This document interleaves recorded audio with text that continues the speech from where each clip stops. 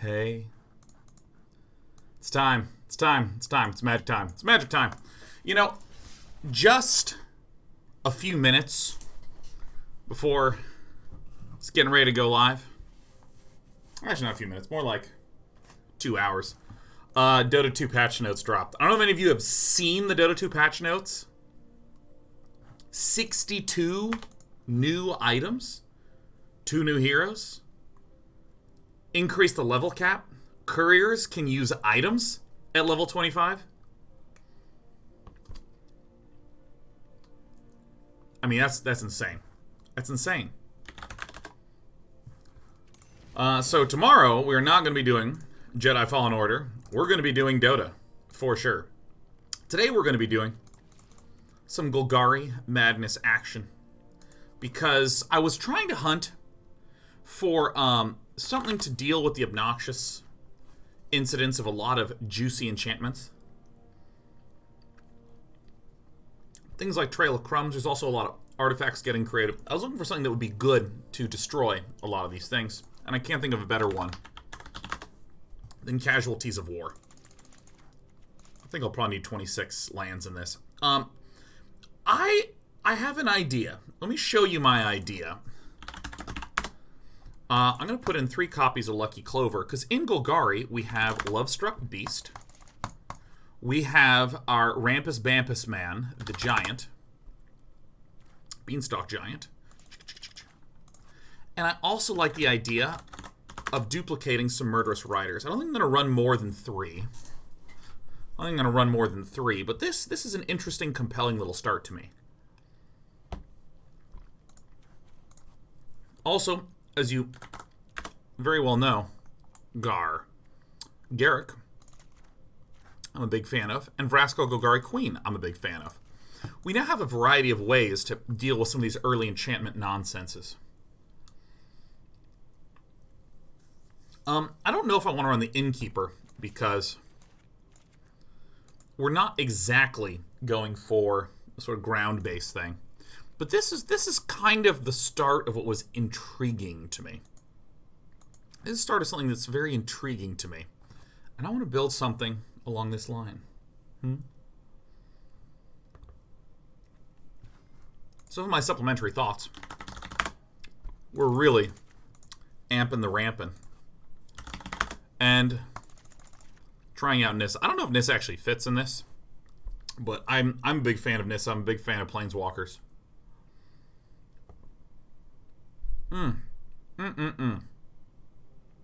Great Henge is not. Great Henge is a good card. That card is incredible. Alright. Flexible removal. Flexible removal. Slightly less flexible removal, but I really love it.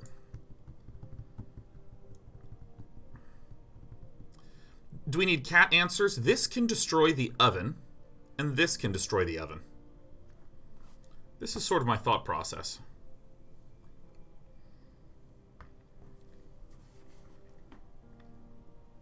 Looks like you might burn yourself quite a bit versus aggro. That does feel like the issue at hand. The Lovestruck Beast helps a lot, make no mistake. It's a lot of mana to destroy the oven. I think that's pretty fine. That's pretty fine. As everyone knows, I do love Assassin's Trophy, but I don't actually think we need terrifically much removal in here.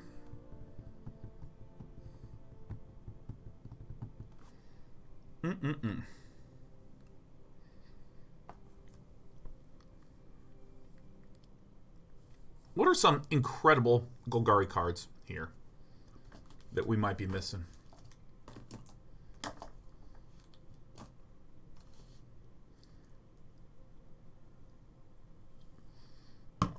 Am I really just going to slam in a bunch of Assassin's Trophy? I mean, it's pretty damn good.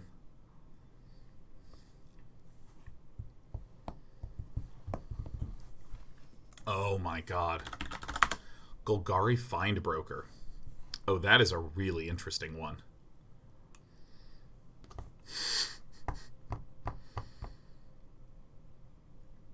That is a really interesting one. Massacre Girl does seem good.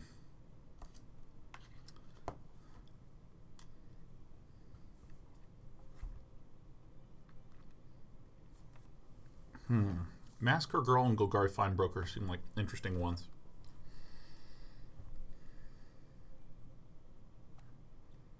Acquire the card number for cats. I might put them in the sideboard. I don't feel like I even really need a main board. What's the thought on not putting in Innkeeper? Sure. Innkeeper is a relatively easy one to explain why we're not including the Edgewall Innkeeper. Easy to explain why we're not including this card. Whenever you cast a creature spell that has an adventure, draw a card. We're rarely going to be able to get to 7 mana in order to draw a card from it. So this is sort of irrelevant. Murderous Rider, we rarely want to just run out the right side of this unless we've also run out the left. So note that this is often, at earliest, a turn 4 play. Generally, at the earliest, a turn 4 play. The only exception to this is Lovestruck Beast. So typically, you would see Edgewall Innkeeper fitting in nicely if you had Foulmire Knight. Because you might just draw a card, lose a life, and then just run out the Foulmire Knight. Or you might turn 1 turn 1 pass, turn 2 play an Innkeeper, then a Foulmire Knight. Things like this. So I'm not as into this pupper. You know, I kind of like just doing something like this. Let's bump the Assassin's Trophy, and then what is the name of that one? Putting in a single copy of the Massacre Lady.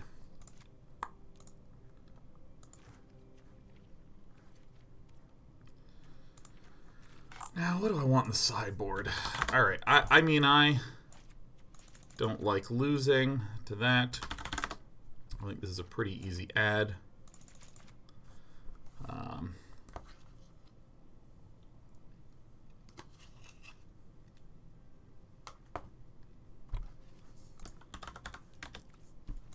Cry the Cardinal will probably want some copies of. I genuinely think we're pretty dope against a lot of our pretty good against a lot of cat decks anyways.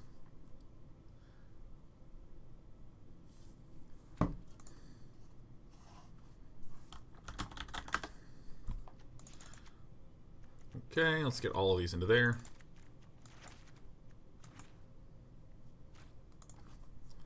I mean, this is pretty bland sideboarding plan, but I think it's fine.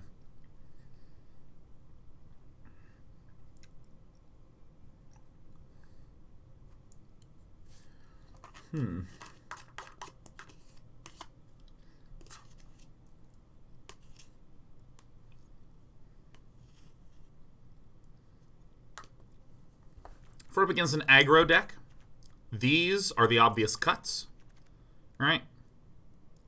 We can put in some combination of Shifting Ceratops, Cry. For up against control, we're probably going to cut the Massacre Girl. Probably Lovestruck Beasts. Getting some Duresses. Something like this. I don't know, let's give it a shot.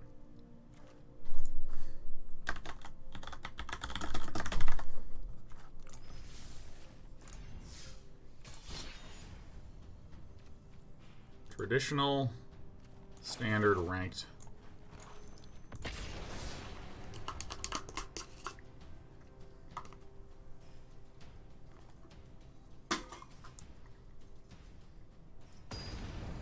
So, I think something to remember about the fact that we have access to black. We generally don't even need to do things like, well, actually specifically black-green. We typically don't need to do things like run cute tech cards such as Sorcerous Spyglass. We don't need to do that because we just kill the thing. Killing the thing is a very strong maneuver in the video game of Magic the Gathering. So typically if I'm looking for some answer, I will say like, oh, I can just kill the Planeswalker. Why disable it conditionally when I can just kill the thing?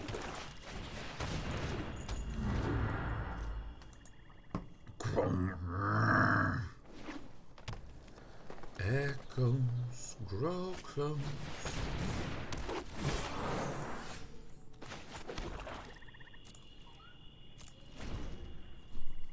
to be a little careful because it's very easy to cause the Murderous Rider to fizzle.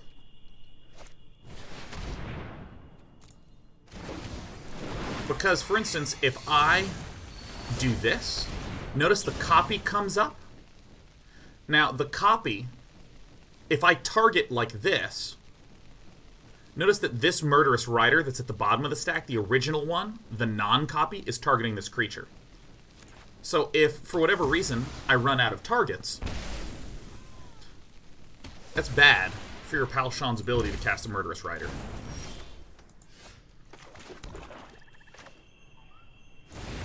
I'm going to hold back Golgari Queen for a moment. The Manchu decks' cat decks often really discourage too much killing the thing options. Well, against cat decks, we would just straight up kill the, against the cat decks, we would simply straight up kill the oven. So here's a situation where I want to be a wee bit careful.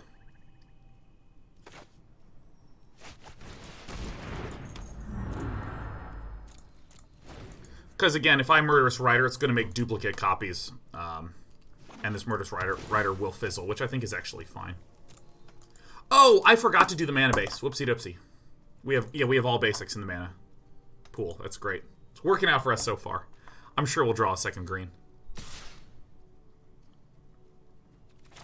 Okay, so here's how we're going to do this. We're going to have the real one target this. Fake, fake. Or not fake, fake, but duplicate, duplicate. So I'll have this duplicate target our own thing. I'll have this...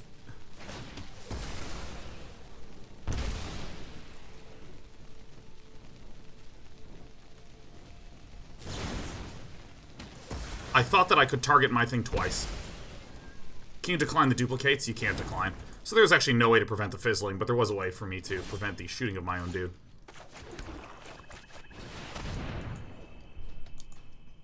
Easy peasy. Io Cousin says, hi Sean, the local coffee shop should do their mana base. It's all basics there too. Damn! Happy 80 months, dude. Because this says, whenever you cast an adventure, instant, or sorcery spell, copy it, you may choose new targets for the copy. So there's no optionality to it.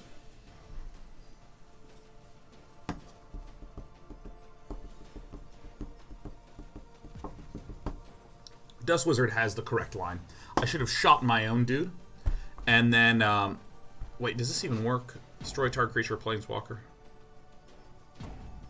No, it still would have worked. It still would have asked for a target. It's tricky with these duplications. I don't know what's happening to Big Dan.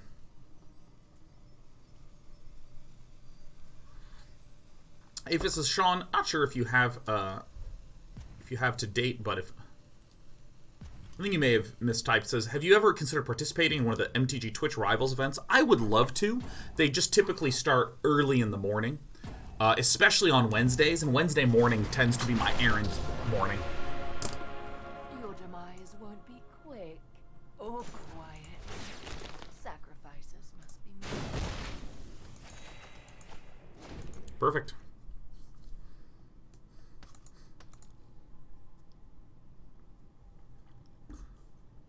New targets are aimed at the beast. Okay, but here's what's tricky about this. Is you copy the spell, and then it resolves. The action that you can decline is choosing new targets for the copy. That's the thing that you can decline. It's actually really tricky, because what happens is it goes cast the spell, first Lucky Clover goes on the stack, second Lucky Clover goes on the stack, second Lucky Clover then turns into the copy, and I choose a target, that target dies, this is now off the stack. Second Lucky Clover trigger occurs, turns into the copy, then the copy gets targeted, and then it resolves. So you can't do the thing where you can target a thing, and then in response target the same thing. You can't do that, because they actually... The targeting doesn't go on the stack. The Lucky Clover duplication is what goes on the stack. I don't know what's happened to our opponent, but that's fine.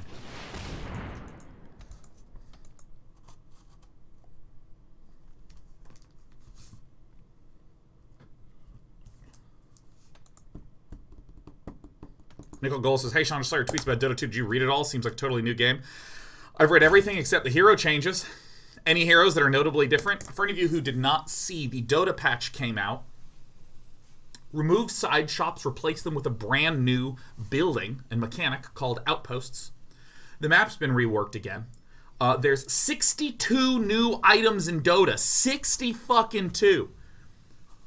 And those 62 can only be found by killing neutral monsters in the jungle.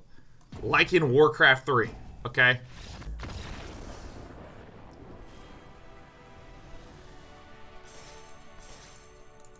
Fuck yeah. Why didn't they call it Dota 3? You know, they called this Dota 7.23 instead of 7.22. Like, what the shit? Alright, Hurtful Swamp, Swampy Grave. What's the green black mana called? What is it? Overgrown Tomb, I knew it. I can never remember the name of these damn cards. Oops. No, get me the hell out of here.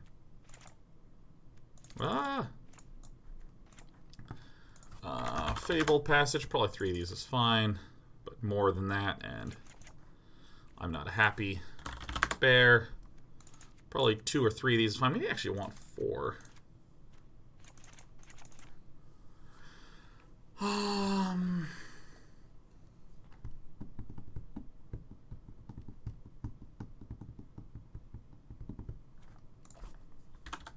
I think a pair of Locked Flames is going to be good.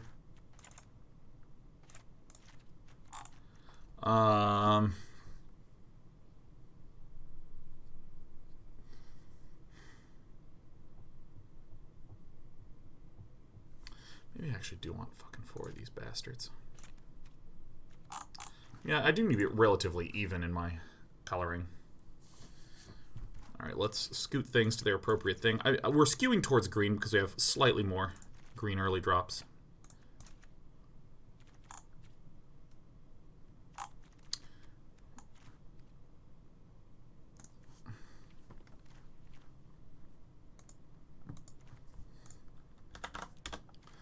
I think one of these is fine. Get out of there. Just one seems fine. Just one seems fine. Gingerbread Cabinet. I don't really think we need that. I typically hate Temple of Malady.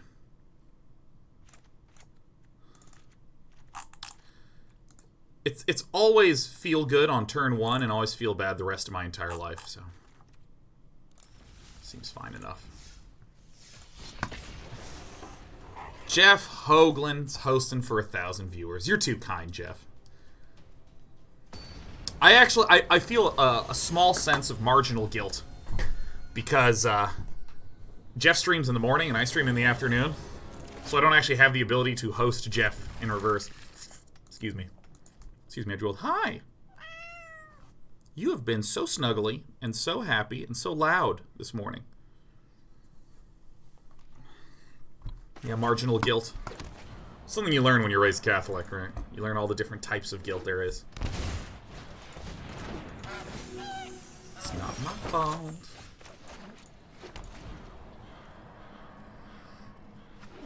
Jeff Logan says, I just stream when my monsters wake me up, man. Oh my god, we're running 4 Casualties of War. Ship it. Fuck yeah. Do I lie? Let's go ahead and find ourselves a Swampus Mompus. Balance in all things. Jeff Hogan says war is very absurd in this format. Dude, tell me about it. Loving my causalities and casualties of war. Oh, sorry, cat. Oh, I'm sorry, meow.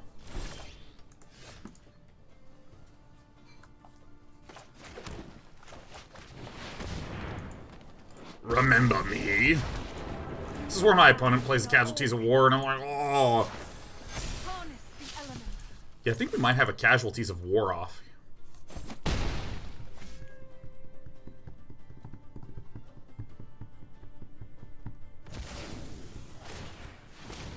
Bop. Victor the Ace says, hey Sean, this is the first time I've gotten to watch you live. Thanks for helping me stay calm while I went through my Ace School and Power School training. Hell yeah, Victor the Ace. I am the stay-at-home work dad and people in the midst of their educational relaxation machine.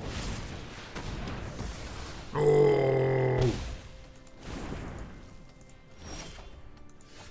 See? Oh, I feel so bad. Oh, I hate it. Oh, it's terrible.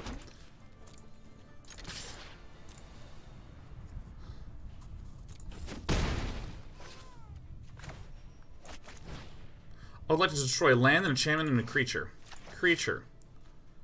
How about this one? Boom!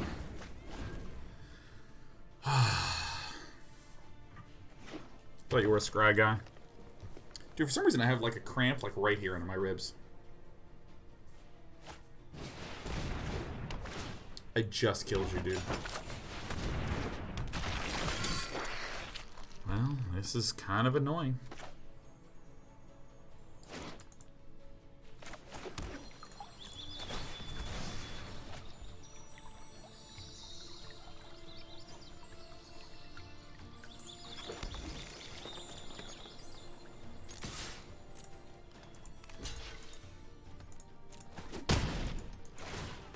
Only later did I realize I played this wrong. Ah, man. Here, let me get rid of my little pillow support thing here.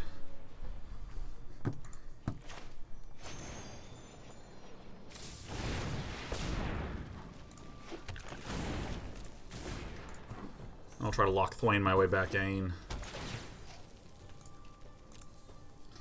What is going on here? What is going on in my little ribbies?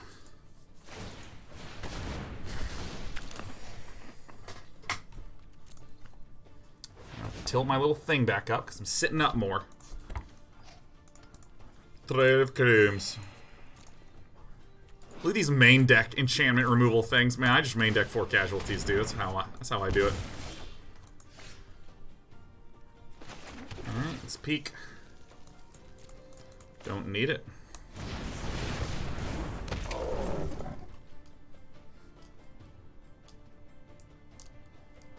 Abe Fist says I get sharp pains there periodically that last for just under a second or two, and I inevitably Google search the symptom to find out my inevitable demise to cancer is well underway. Yes. I hate Googling stuff, man. God. It's actually amazing that, yeah, all the world's knowledge is right there, and, like, if you Google anything most of the time, it's just horrible.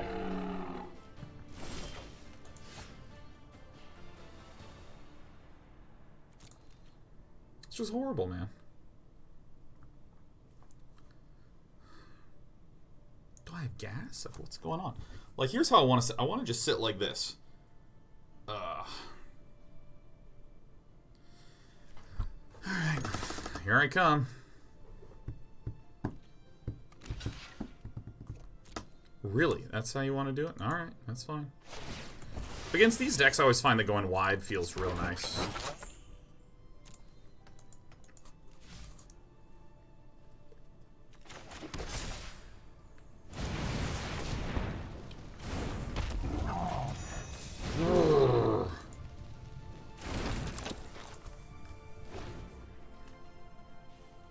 Yeah, like, I want any of you to Google anything about your phone. Like, go on Google right now and be like, phone screen is only half on.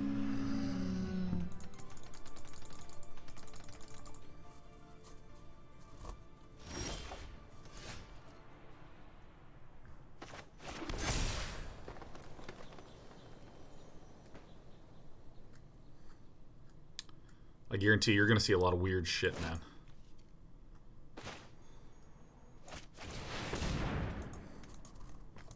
Time to go wide.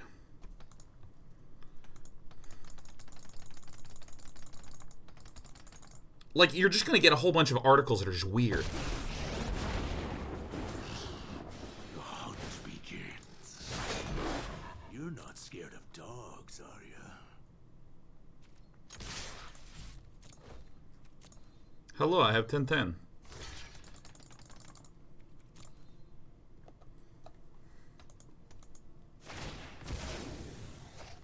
Oh.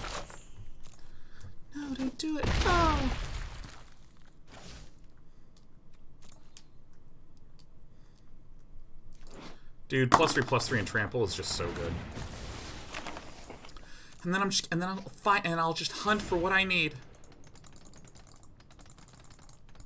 Ape Fist has been absolutely hooked on the new Hearthstone Battlegrounds. Damn, that is a fun game mode. I've been hearing very, very, very good things about it. I'm hearing very, very, very, very, very good things about it.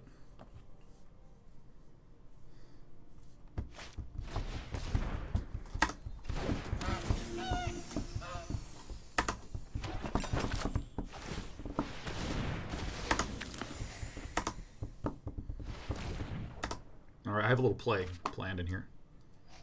Stacker says, Nissa seems like an odd fit in this deck outside of the play good card strategy. It really does. And I'm not 100% on the lady.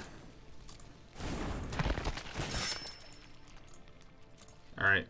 You ready for the cool business? We shoot our own dog.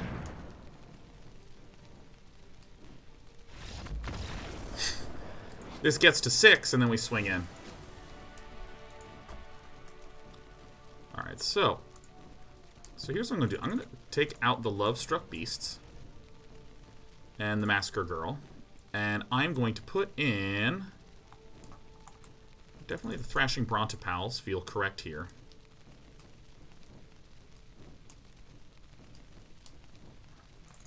Maybe just the Cries. Pretty straightforward sideboarding.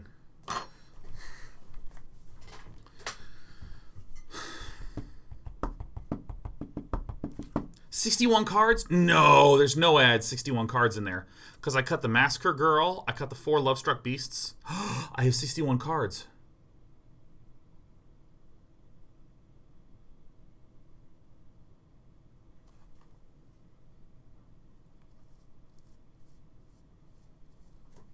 Hello? Are you alright? Are you having an okay day? Oh. Yep, you're rubbing against the box. We're exposing the tongue. Ooh, we're licking the butthole. Alright, let's leave that alone.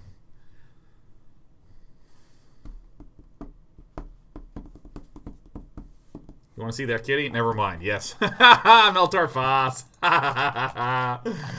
Oh, it's so good. Not my fault.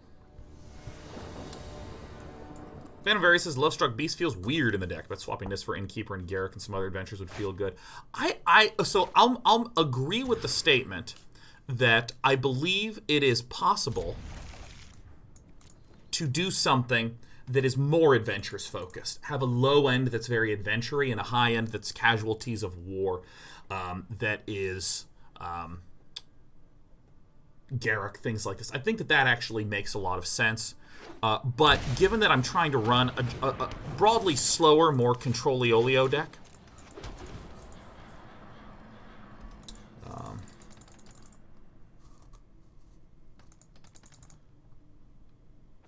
Love-Struck Beast is actually quite good.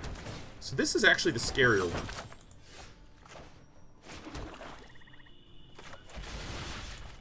I'm going to nuke it right now. This we care about slightly less. But Trail of Crumbs permits our opponent to draw quite a substantial amount of juice. We can still deal with that just fine.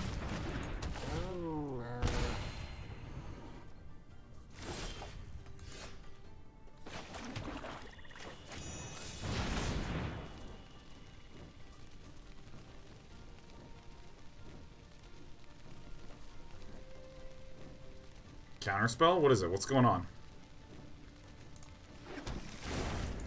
You fucking bastard. The Acliv says, in paper, are you one of those people who shuffles the sideboard into the main and then cuts 15? No, that's actually legitimately too hard for me. What?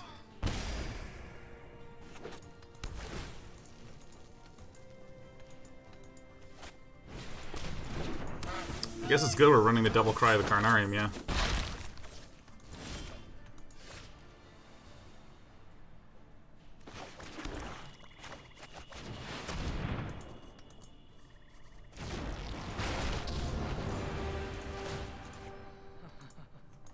I leave dead bodies wherever I can, ready to join them.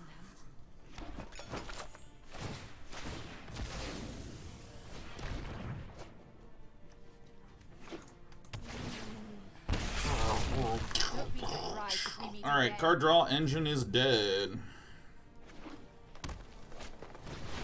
Our meaty goal now.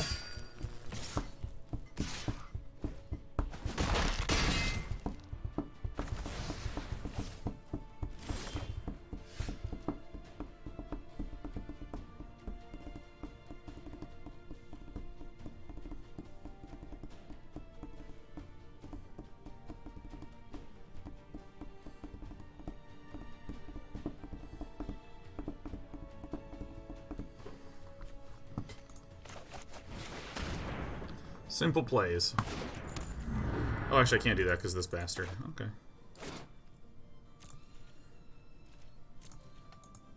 Lucky Clover Murderous Rider is really, really, really cool. Really, really, really, really cool.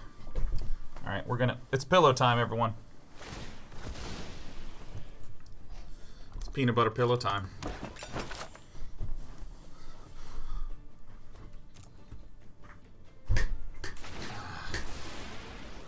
Meow. This is like so much food, man. I think that this cat can just kill us all by itself.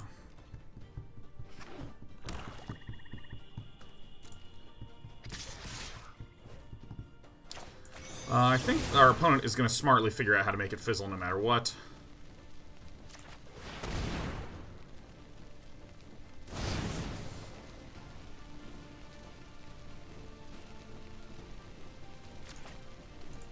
Should have done it the other way, but that's fine. Let's see if our opponent makes a mistake.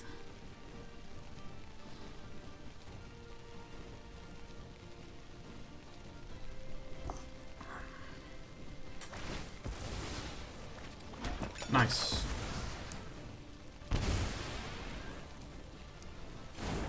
Away it goes.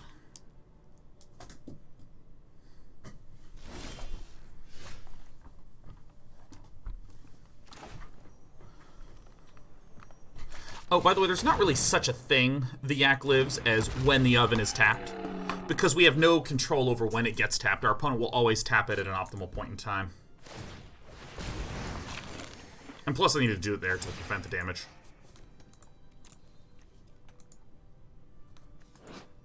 Fuck. That's actually pretty sweet tech. Tap it during our end step, I think. But then my opponent would have swung in for 4 damage. And that's far more threatening to me.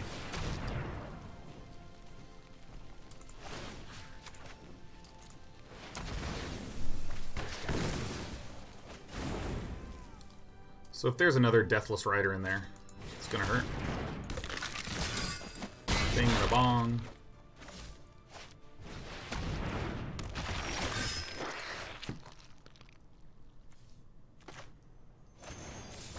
So we shoot this one, and then the copy triggers, and on the copy we shoot the Murderous Rider.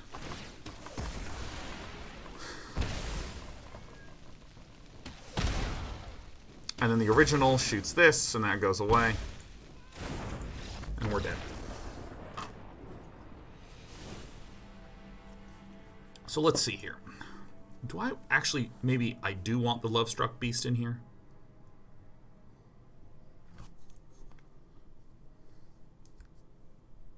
Given the Deathless Rider, I think I maybe do want this. Assassin's Trophy, I think, is actually okay to cut. This actually feels a little slow.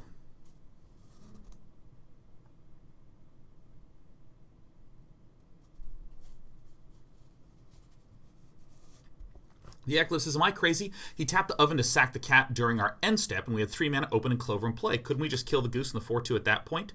Technically, yes. We could have killed the both of those at end step. And what would have happened is that our Murderous Rider would not have fizzled. That's the benefit. But then it's our opponent's turn. They just crack a food to bring back the cat, which gains them a life, which then allows them to bring the Murderous Rider back to the hand, which allows them to replay the Murderous Rider, and then we take 4 damage. So by waiting until the following turn, when the attack happened, I can Murderous Rider the 4/2 and the cat, and what happens is, or excuse me, Murderous Rider the 4/2 and the goose, and what happens is that we do kill the Murderous Rider, preventing 4 damage from us, instead of preventing the Murderous Rider fizzle. So the question is, would we rather prevent 4 damage, or would we rather have a 2/3 later on? And my statement is, I appeared to be dying fast. So, the fizzle also prevents more damage because this you lose 2 life doesn't resolve. I think this is fine. This did feel quite bad against the aggressive nature of our opponent's shit.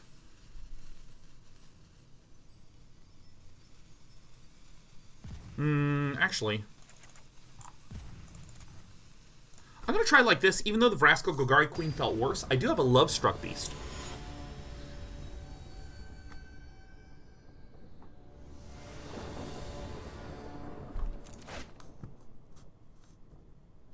Looks good to me. Looks really good to me, actually. You could block 4 and gain 2 life. Again, it's not that the concept of having the 2/3 versus keeping the life is what's at play. It's a question of, given that, okay, so how much mana do I have in order to pull those things off? And that's what really kind of made me feel like I was up against a bit of a wall. I think it's better to ramp, given that we have 2 Casualties of War here, and that we have some double black Murderous Riders in hand. Does Grafdigger's Cage not stop the cat? It technically stops the cat, but it is an artifact, and therefore green-black has a relatively easy time removing. Welcome to hell.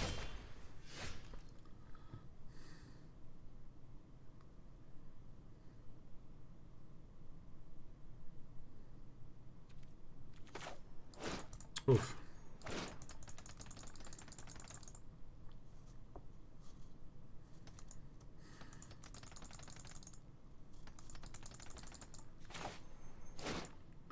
Fuck. I think this is the play. This allows me to maximize the probability of being mana efficient. And then next turn, if I do draw essentially any mana source, I can Lucky Clover and keep the Murderous Rider up.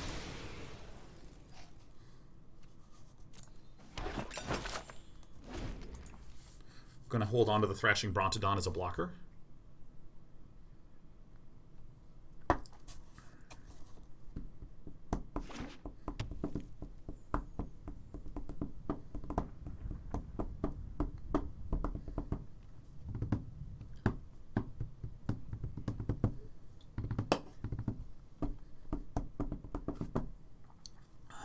Enzo Croft says, do you like the ban list? Any cards you would add to it? Enzo, I love the bans.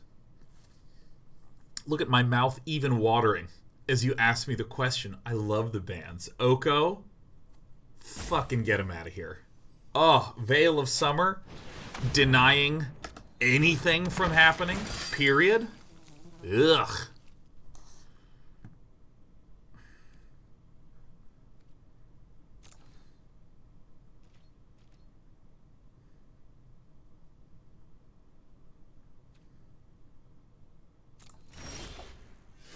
This fucking land, I hate it so much.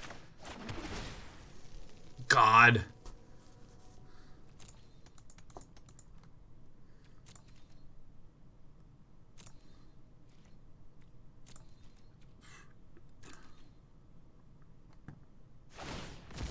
And then the stack occurred.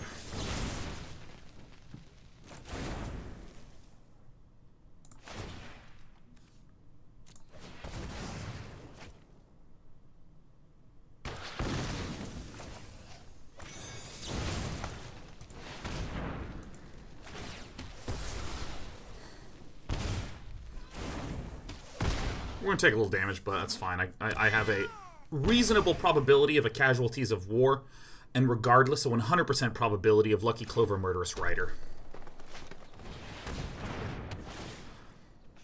Oh, you love to see it. Oh, you love to see it. Oh, oh, you love to see it. Oh.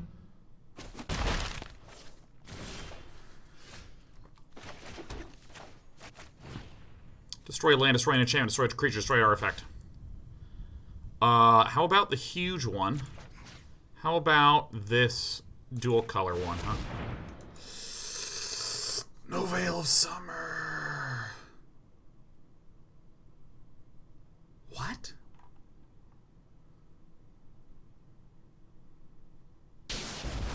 Okay. Can I just say, the premonition to just jam out 4 Casualties of War as the starting construction for this deck is fricka brilliant. Destroy a land, an enchantment, a creature, and an artifact. Destroy a creature. Destroy this land.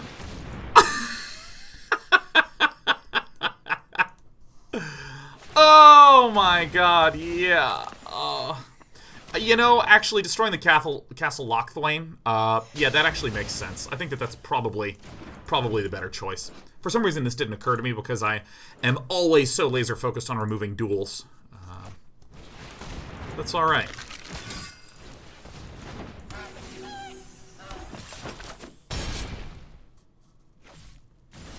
It's the most wonderful goose of the year. Why does it think I can cast this?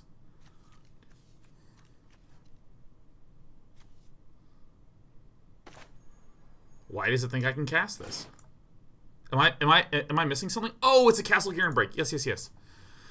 Oh, Jesus. Oh my god. Did I find a bug? Is it broken? Is everything destroyed?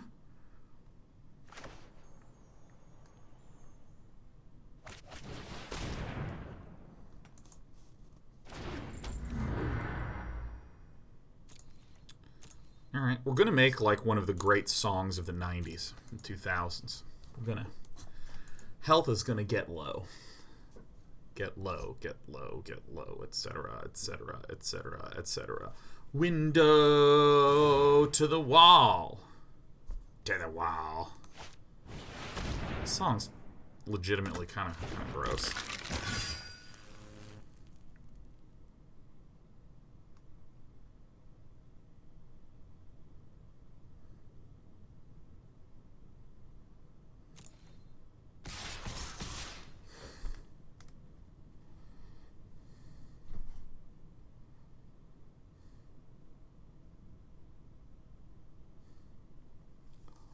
What to do here?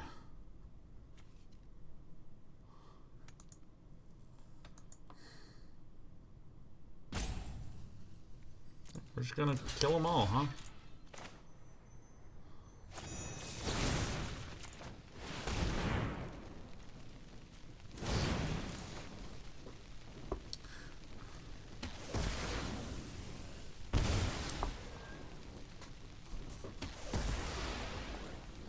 Skeet.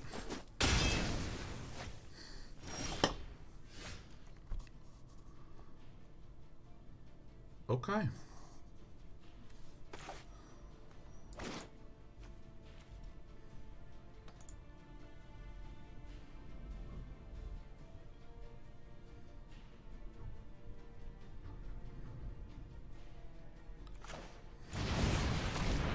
Okay, this is a little tricky.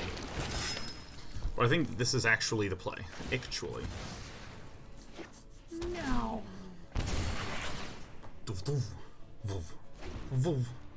This is a big turn. This is a big one. Too bad Cry's sorcery. It would be busted if it were instant. Woo!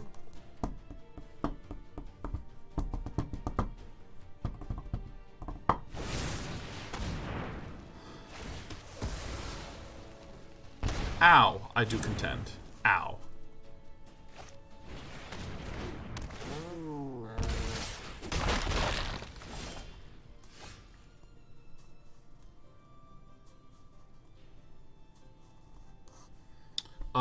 This is a loss, yes?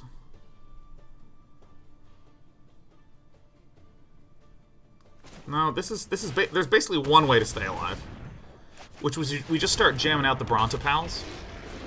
We're gonna have to chump some Brontopals. The problem is, we now are in a situation where my opponent can just burst us for 4 out of the blue. This has haste, recall. So this means that I have to chump here. I have to just eat here. And this is simply the way that it must be. It's a very good card to get. Because it allows me to do this, and then allows me to do this. You're not going to attack. Boy, this is a close game. Jesus.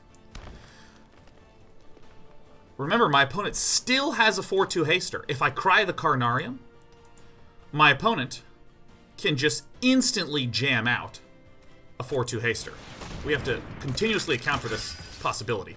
So here's how we're going to do this. We're going to bop like this. Okay.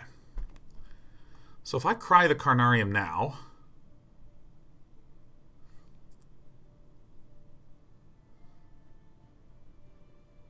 doesn't especially help us. This is nice though. Ugh.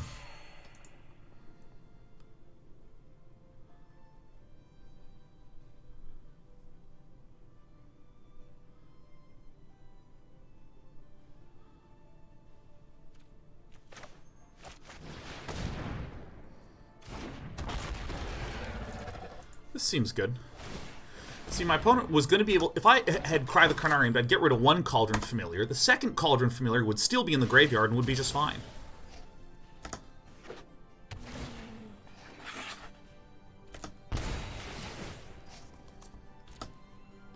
So that was a bit unavoidable, but this is okay.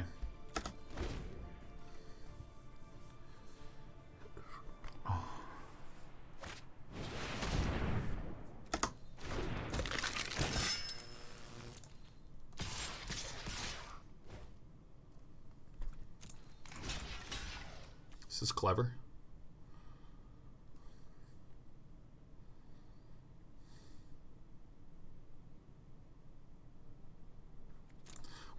We have to let both of these through, because we need to be able to eliminate both of them with a Cry of the Carnarium.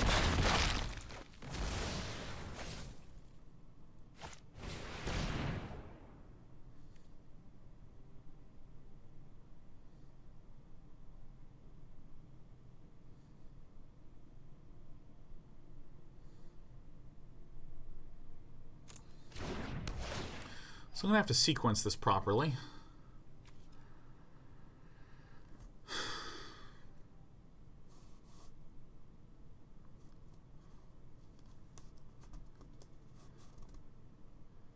So I think we nuke...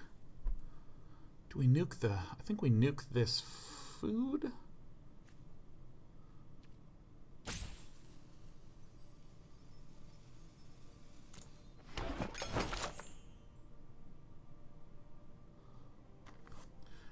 What do we nuke? I think we nuke this.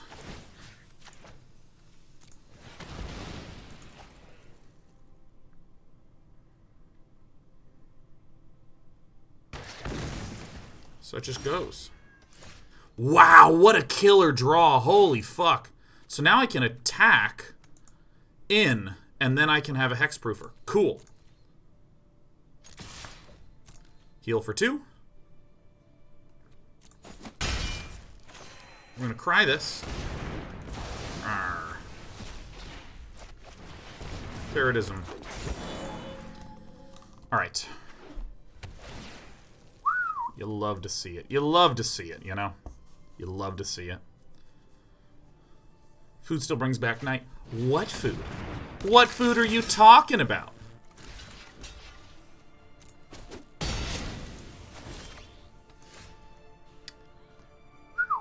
We are getting quite the luck here.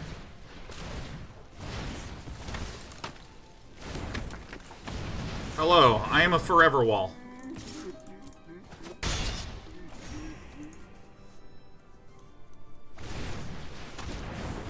Welcome.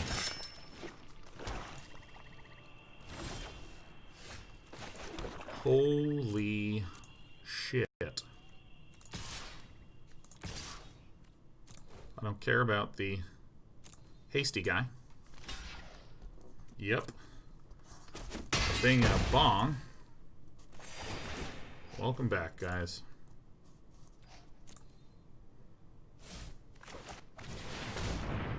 We are the infinite blockers. And what's really actually amazing about this is that my opponent did not lock Thwain before these things were placed into the hand. You cannot run or hide. You cannot run, you cannot hide. My friend Flameheart has appeared to died.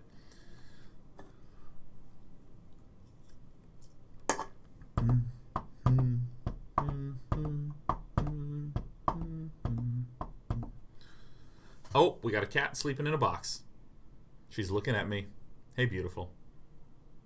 I love you. Do you want the tummy time? Yes. Oh. Well, looks like we got a little bit of a taste of our own Niedicien.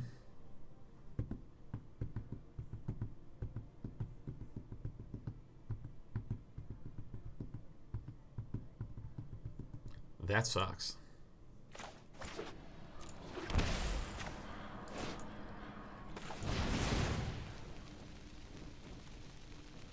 Oh, my castle fucking Garenbreak got killed. Oh, shit. Whoa-oh. Oh, no! What? Oh, you guys. Oh, shit. Oh my god, that kills me.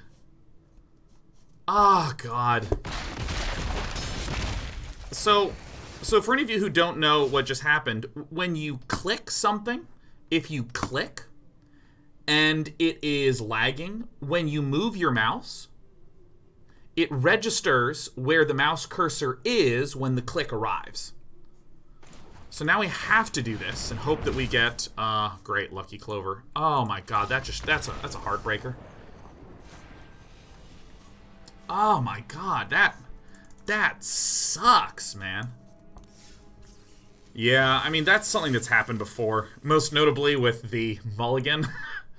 Restart the client. That's fine. I've been playing for a little bit of time. Perhaps I should have kept the Assassin's Trophies in here and ditched the Vraskal Golgari Queen. Nissa does feel a little odd in the entire bunch. If we were to ditch a Denissa, what else would we put in here?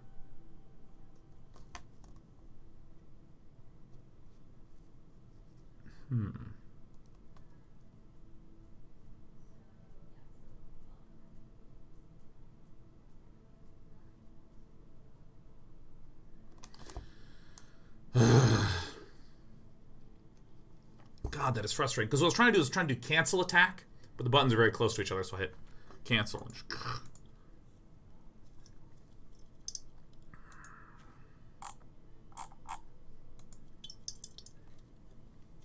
Questing Beast.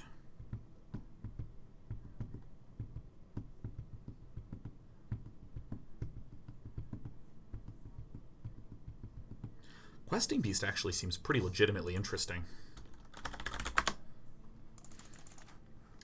I mean, this feels more sensible, right? Because we have a turn 2, and then we have lots of turn 3 plays at 4 mana. It also clusters us down here and leaves the big boys up there. This actually seems nice. I really like that a lot. That's a great suggestion. I've just generally not been a fan of Rankle. I think I don't get Rankle.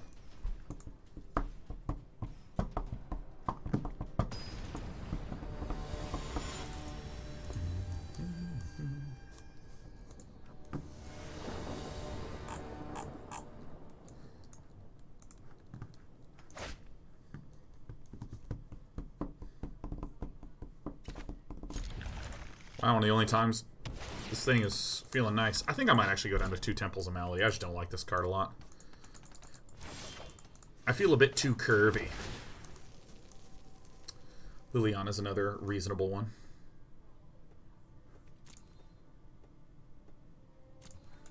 Yeah. We see the colors that is the start of Jeskai. So I'd like to have something that could nuke there. Nuke der fucking Ting.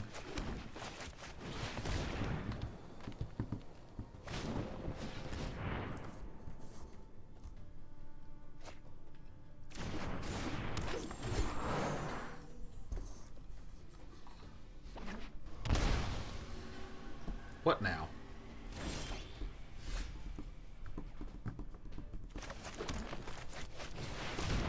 This is probably going to be giant to bop that, which I'm more or less fine with.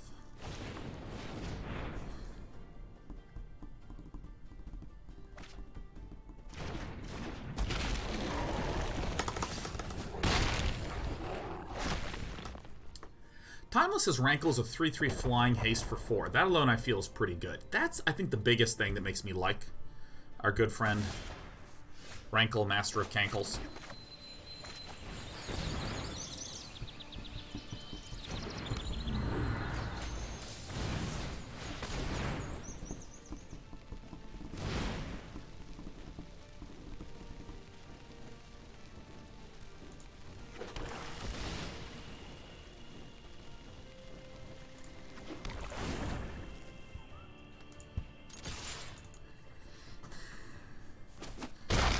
Maybe a mistake. Yeah, maybe I should just, no matter what, get the Assassin's Trophy thing out, huh?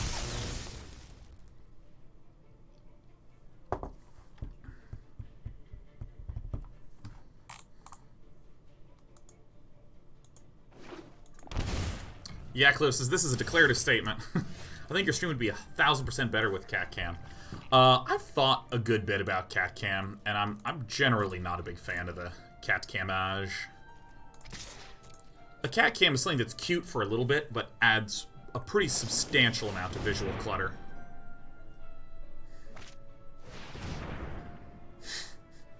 Okay.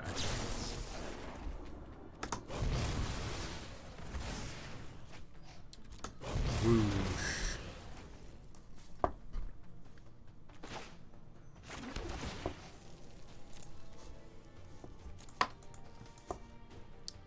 Yeah, that's pretty good. You should leave before I make you disappoint. Pain is weakness, leaving the body. 1, 2, 3, 4, 5, 6, 7. I'm angry at my swamps.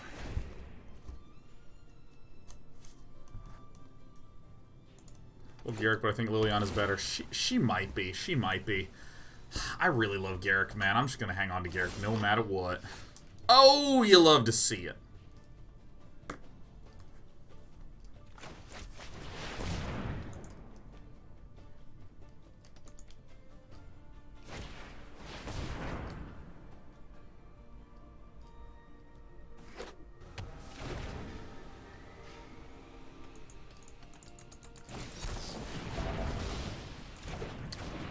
I'll miss you.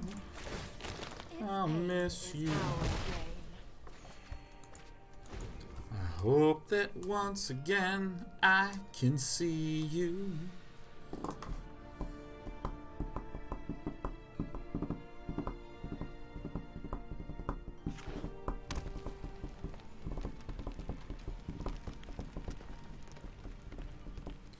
You guys remember Soul Bond as a mechanic? With the Is It Staticaster?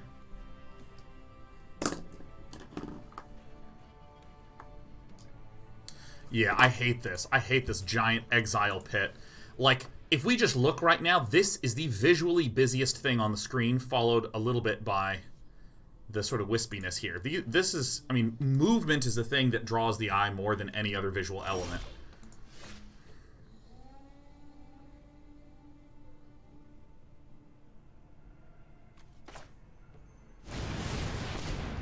This is to potentially bait out a counterspell, some such thing.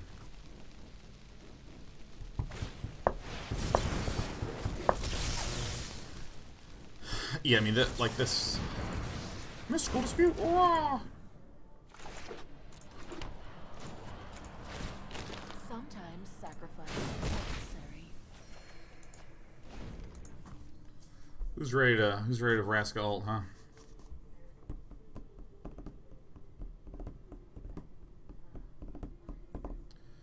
It looks cool, but it does not need to be there 100% of the time. Like if it's a mouse over effect, or like right when the thing gets exiled, it kind of swirls a little bit to just indicate what's happened. That's fine.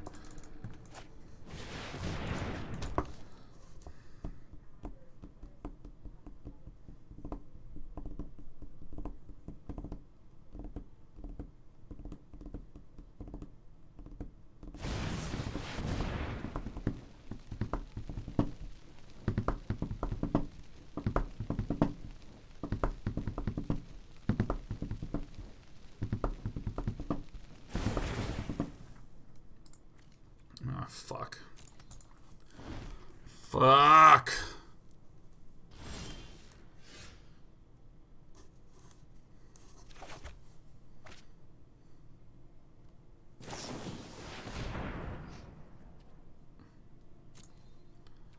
Decline.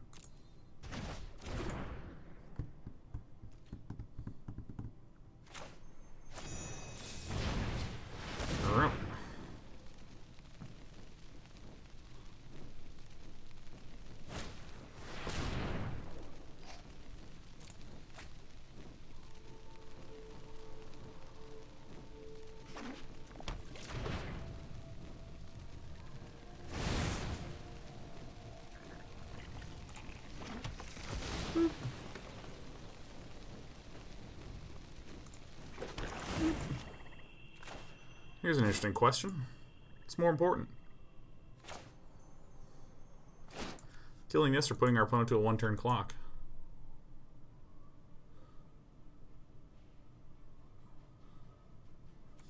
You know, I think the implication here from Eilek is that Eilek does not have valuables in hand. This is the line that you take when you want to Chemister's Insight at end of turn, so this is a dud card. So our opponent's going to get just a few chances to try to get something reasonable.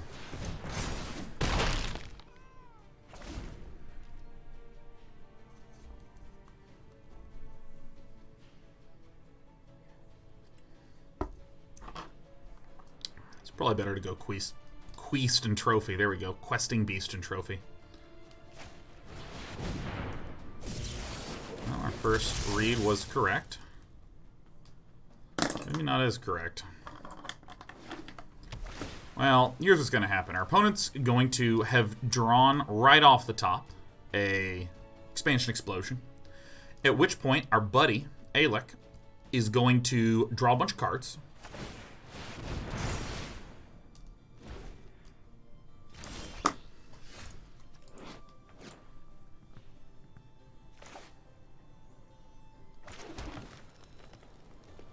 That's interesting.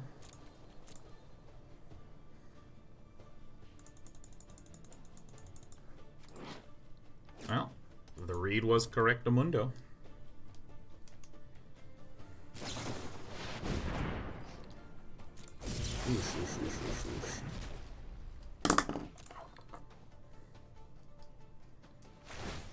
Look at that. What a read. What a read. Goodbye, Wilderness Reclamation.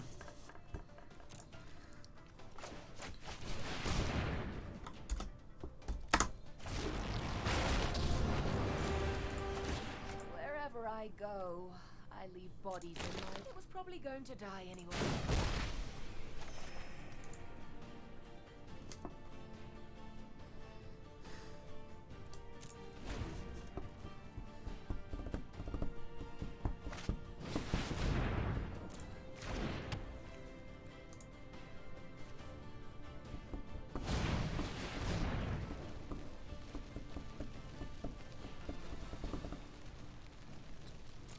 Sucks.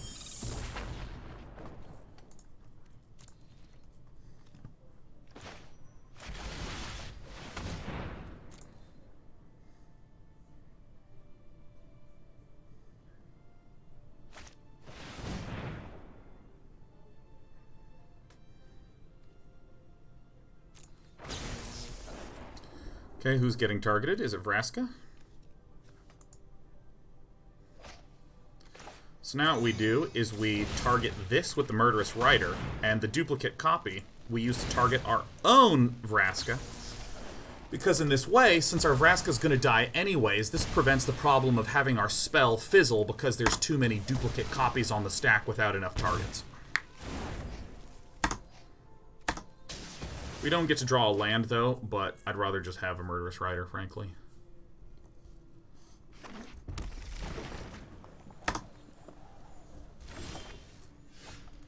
Well, that's a good one.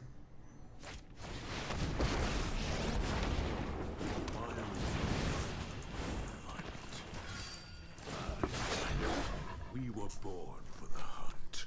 We were born for the hunt.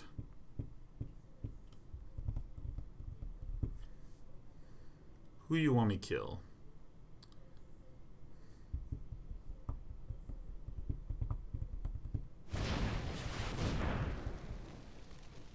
What could you possibly wish for? Maybe something like a... Okay, yeah, that'll do it. Stay back. This is just a creature card. Check out Wooshy these wooshy. fireworks. Bam, bam, bam.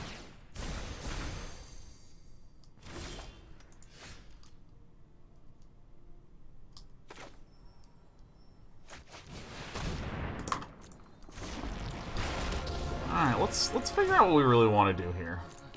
Its loss will Questing Beast? Oh, that sucked.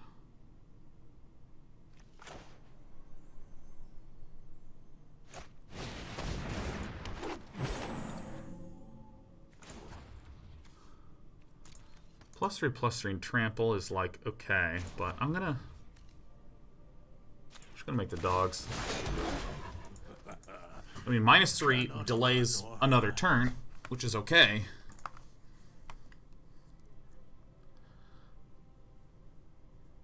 -6 presents lethal. It doesn't present it, per se. I mean, there's literally a Fae of Wishes right there.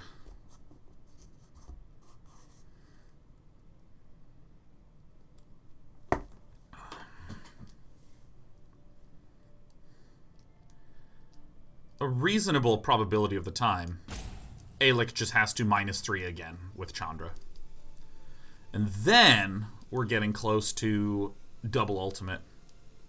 I think we should sack dogs instead of land. I want to be sufficiently wide right here.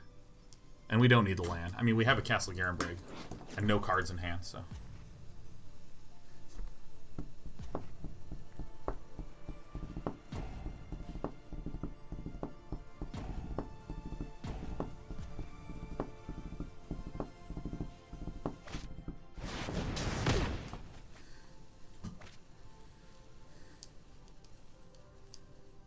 Okay.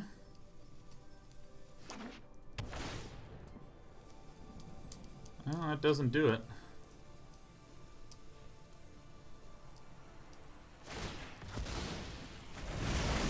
always wanted to make a Seems really fine. big fireball. Doot.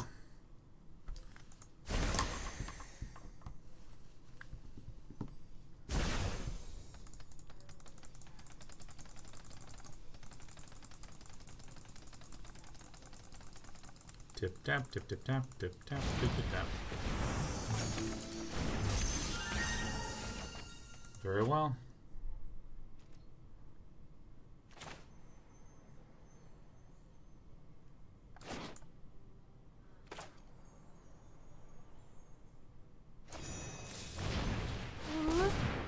Boink. Yup. A ding. And a bing.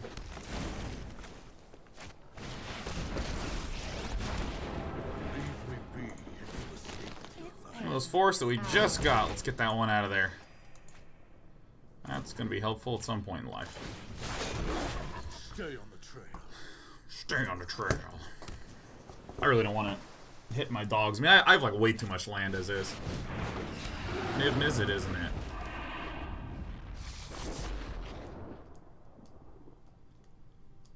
Well, we can just Garrick Snap. We can Murderous Rider Shoot. We have a lot of options.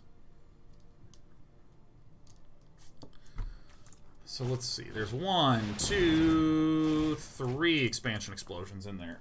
I've only seen a single reclamation. Ow! Ah! Bam. Bam. You shoot this all you want, my dude.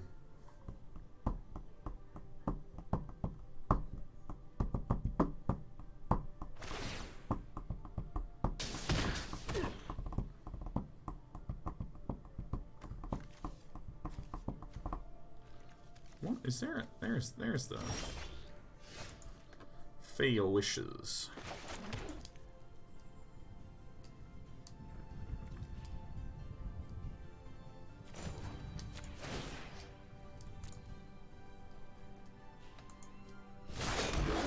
We were born for the hunt.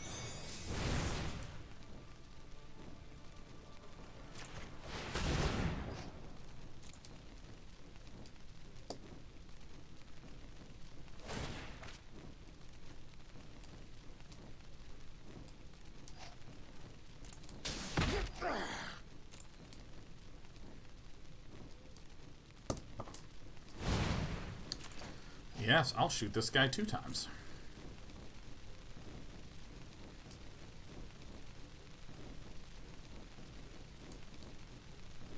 There's only enough mana for something like a Bone Crusher Giant.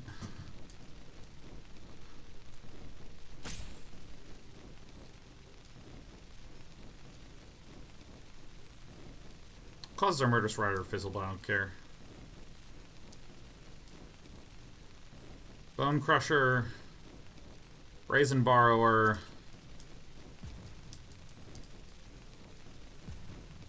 a whole lot.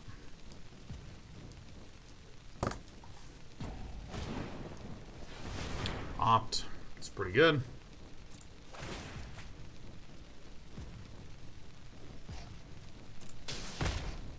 Nice.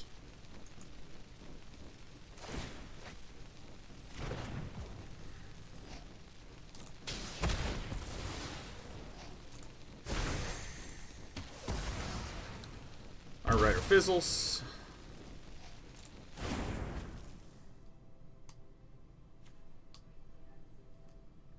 And then we do one more hunt for a questing beast.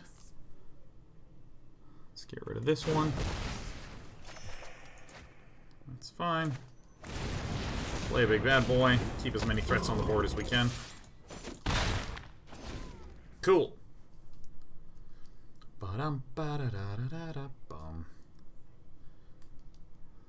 Haven't won. That's looking a little good. Looking a little good.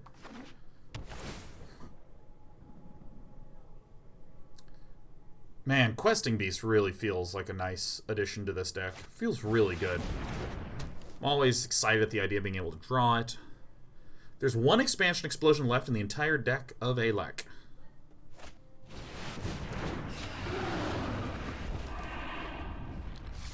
We have a lot of threats.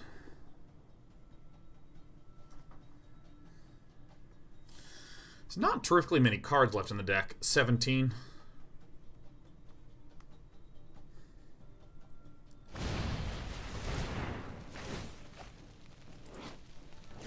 Goodbye, my friend. Alright! We're now gonna have a whole bunch of Gatlin getting done.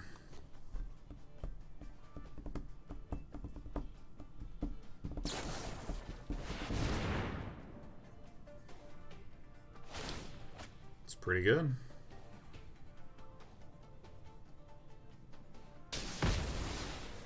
What can you say? It's pretty good.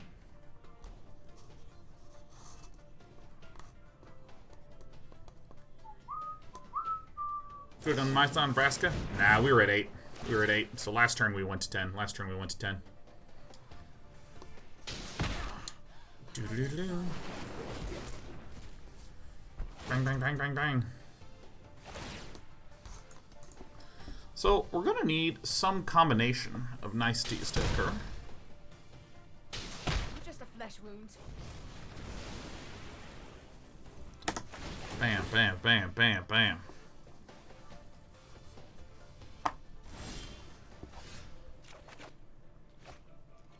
A forest? Fuck yeah. Alright, let's tap this and this and this to run this out. I think we have 3 more forests left. Yes, please, be my guest.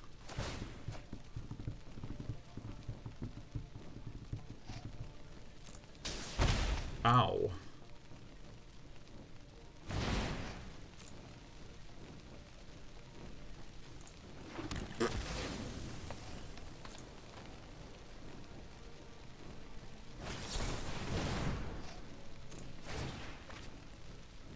All right.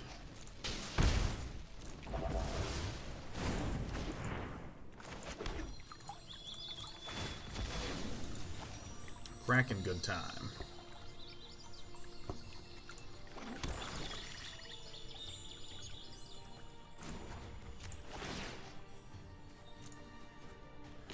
An unfortunate casualty.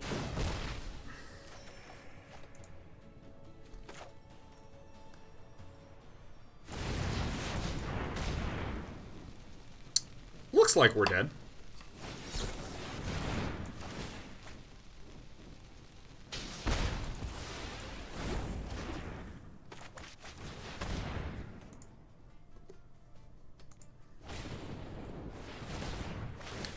8 cards left.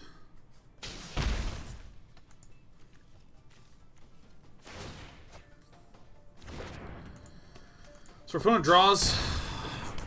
I mean, this is a pretty good one to have out.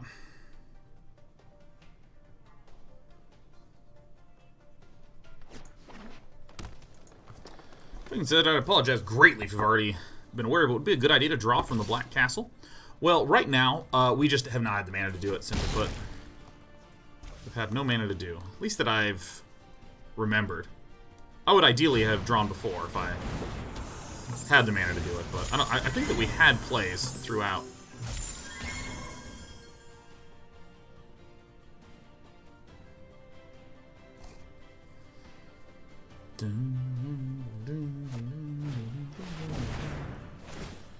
This is a very interesting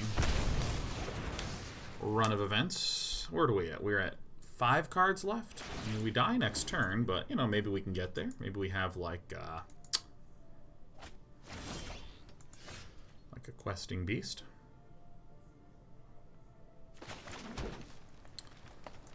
Let's see here. That does not quite do it, hilariously enough. Because if I play this, my opponent goes Chemisters to draw a big pile of cards.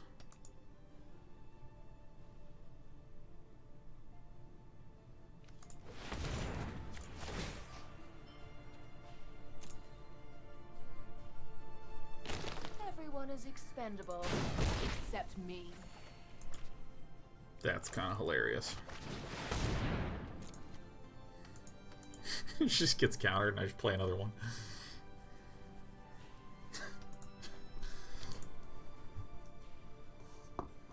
Vigilance, Death Touch, Haste. Ah. Yeah, there's no trample on this. Amazingly, this guy does not have trample on his card text. Incredibly enough.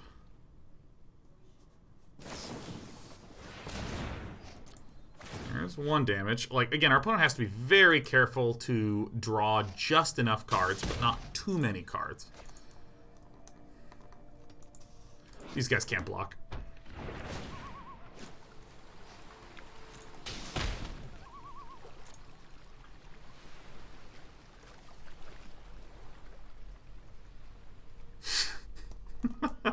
Again, you have to be really careful because 1 Chemister's Insight draws 3 cards because of Niv Mizzet. Does Garrick not give trample on ult? Garrick does give trample on ult. Oh, we won! Oh, shit. Oh, shit. There's 1. And then let's draw the remaining 2 cards. Yeah, you can shoot it. He can explosion you during his upkeep. Oh, that's right. Oh, no. Our opponent can win because this is 1, 2, 3, 4. Oh, sick. Oh, this is sick. This is sick. Oh, this is going to be so good. All right, so that means that... Oh, shit, we tapped the double black. He doesn't have any more expansions? No way! That's right. Niv Mizzet draws before it resolves. That's right. Oh, shit. That's fucking so sick. Get out of here. Get out of here. Murderous Rider's probably not very useful for us. Lovestruck Beast. Let's actually take a lot of things out here and put in... Shifting, Ceratops, Thrashing, Brontopile, Duress, baby.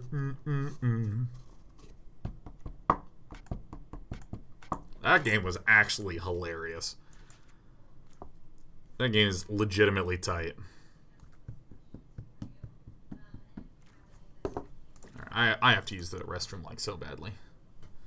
That was game 1. Yeah, that was the first one. I look forward to the second one. You know, this, I look forward to the second one reminds me of a friend who had only been in one relationship.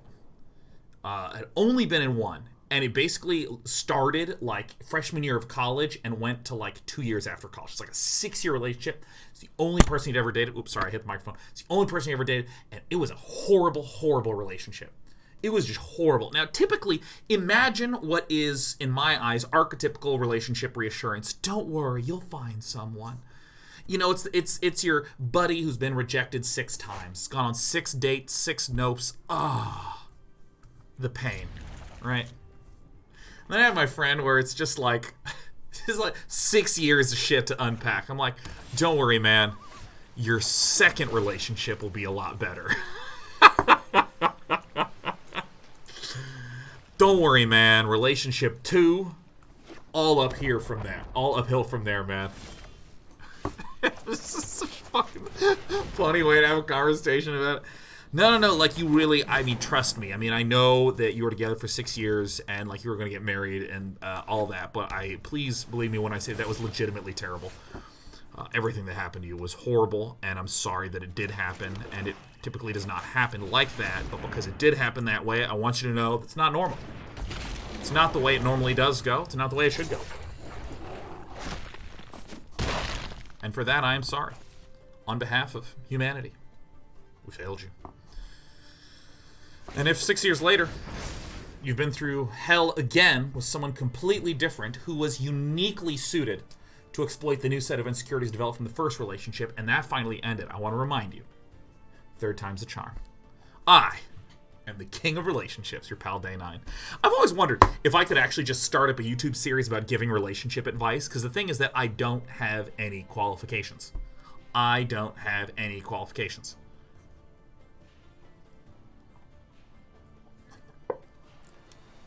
No way the 3rd one could be awful. There's no way. Can't happen. Can't happen. By the way, I don't believe that true love is something that is found. I believe that true love is something that is achieved.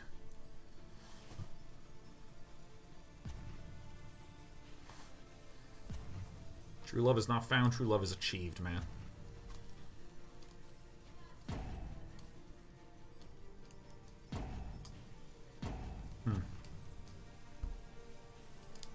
Oh my god, Alec.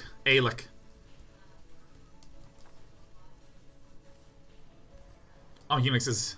If your YouTube series is about how to give advice on something without qualifications, I'd definitely watch it. Thanks, Unix. That's my dog. Hey, can we just... I want to share something. I want to open my heart to you wonderful humans a little bit.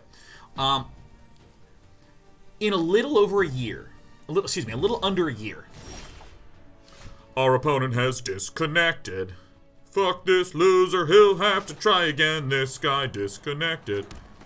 We're gonna play the Thrashing Brontodon to blow up all his reclamations. Cause fuck this guy. What am I talking about? Oh yeah, in a little under a year, the 10-year anniversary of Starcraft 2 goes down. The 10-year anniversary of Starcraft 2 goes down. I want you to take a moment.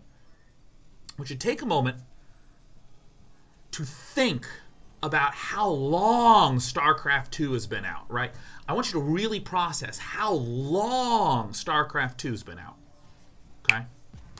Think about that. Was there pre-Twitch? Participated in 3rd big wave of esports growing? Big shit, huh? I want to stress that when StarCraft 2 came out, I had been playing StarCraft 1 for 12 years. Okay? 12 years I've been playing StarCraft 1.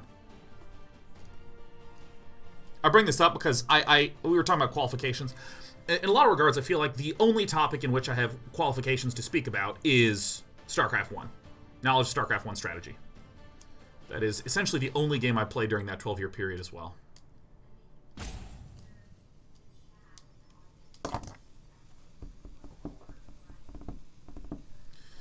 It's remarkable to think how much StarCraft 1 I did play. Like, take every hour of all the Day 9 TV content that I have done in the last 10 years.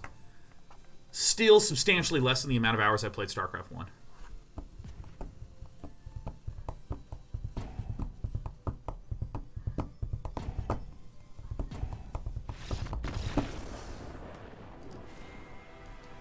Iceman NPC says, are we hoping for StarCraft 3? Well, of course, Starcraft 3 is going to be coming to mobile near you, and it's really easy. All you have to do is buy battle cruisers, and the cost of a battle cruiser is about as much as it would cost to build in real life. I'm not cynical. I'm going to use the restroom real fast. Give me a sec.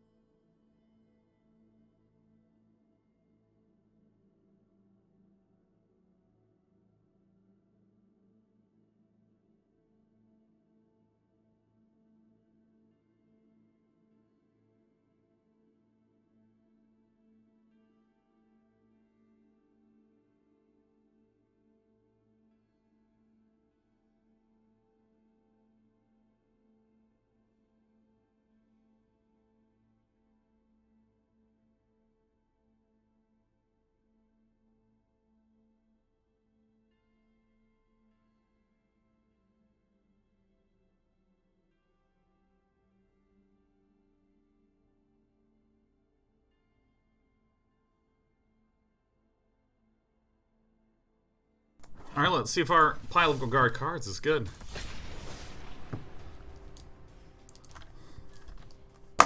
You know, oh, God. This pillow that I'm using, it is so not symmetric. It's got lumps on one side, not on the other. You know, I'm going to, as much as it is fun to joke about microtransactions, I mean, I think that you've heard me say before, I have nothing fundamentally against the idea of microtransactions. I fundamentally don't have any... do I want to fucking play this on turn? You know, let's just do this. I think this is safer. Yeah, I have no fundamental issue with microtransactions. In fact, broadly speaking, I think that microtransactions are probably... I want to be able to play that sooner.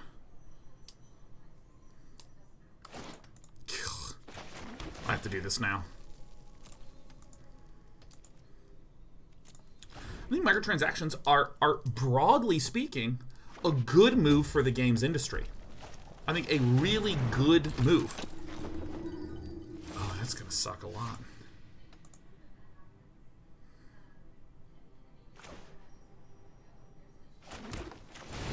And the reason I think it is, broadly speaking, a good move for the games industry is there's a lot of games that make sense for microtransactions more so than box buys.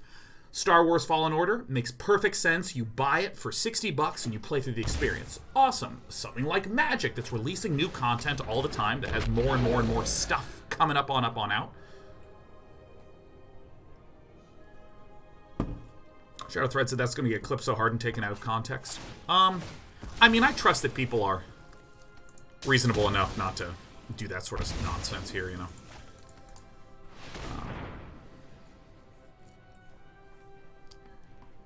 And let me be really clear when I say microtransaction. Actually, I probably shouldn't use a loaded term like that because a lot of people use microtransactions to mean different things. Like Fu Manchu says, I can't think of any benefit from microtransactions, although I do not consider cosmetic shops a form of microtransaction. And some people would go, I disagree with that definition because of X, Y, Z, blah, blah, blah, blah, blah. I'm coming in at you, man. And would I classify purchases in Magic as microtransactions? Let me avoid the term microtransactions, so that way I can be really precise. I like the idea of, as extra content gets added, being able to buy small chunks of it. So, simplest example, League of Legends, they come out with a new hero. To have access to the new hero, you have to pay like $7 or whatever.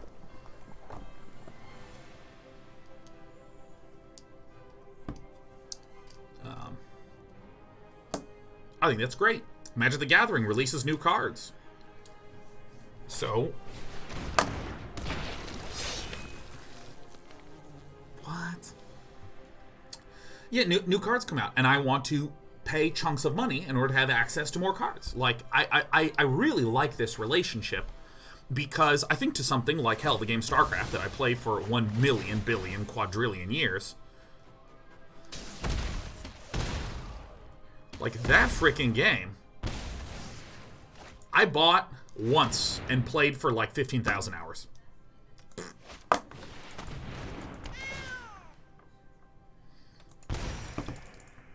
I like the idea of, if I am only kind of into League of Legends, I maybe spend $10 a year. If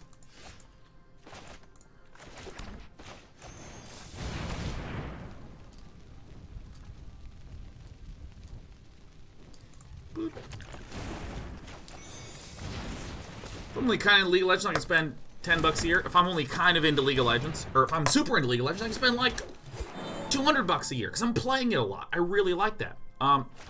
But just as I will say, I don't fundamentally have a problem with microtransactions. I think the biggest issue I have is the execution that a lot of people do, where it really feels like they're trying to see how much they can fuck with me. And I get really tired of that. I get real tired of that, you know. This is why, you know, I like to poke fun at mobile games. Because, like, everyone has a phone. Everyone has a phone, except for the people in the audience at BlizzCon 2018. Everyone has a phone. I think I'm just dead. This Rakdos deck should give us a substantial amount of problems. Everyone has a phone, and a phone is just an input device. I think it could be difficult or tricky or something like that to figure out the correct arrangement. Hooray. I think it could be difficult or tricky to come up with the correct arrangement of these things. You know, like, how should I best use? Boop. How should I best use my particular touch input device to make a cool game? I recognize that that's difficult to do. But I mean, a lot of mobile games, like, Jesus, maybe once a year, I'm in an airport, my flight gets delayed by 3 hours, and I'm like, you know what? You know what? I'll just download a mobile game. I download it, and there's just, like, fucking ads blaring up, and I play for 6 minutes, and it's like, you have to pay $3.99 to play more. And I'm like, oh, fuck. Like, I play games all the time. Most of what I do is playing games, fiddling around in Unity, thinking about games, hopping in Discord, playing games with my friends, calling Tristan, talking about games. Right? It's like, most of what I do is game-based. And when I see $3.99 to be permitted to play for 10 more minutes, I'm like, that's, what is this? Is this dial-up in 1996? Like, what's going on? So, it's, like, ridiculous. And then this oh, I think my opponent misplayed. My opponent could have buffed, sacked, gotten 2 of these, played both of these, sacked this, and then killed.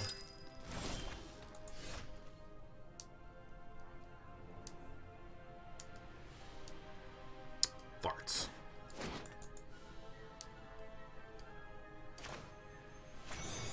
Whatever. Ugh.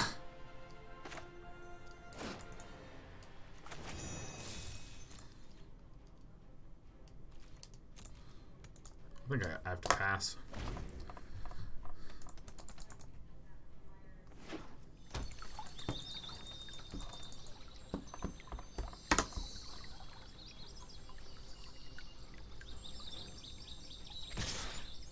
Alright, you fucked up.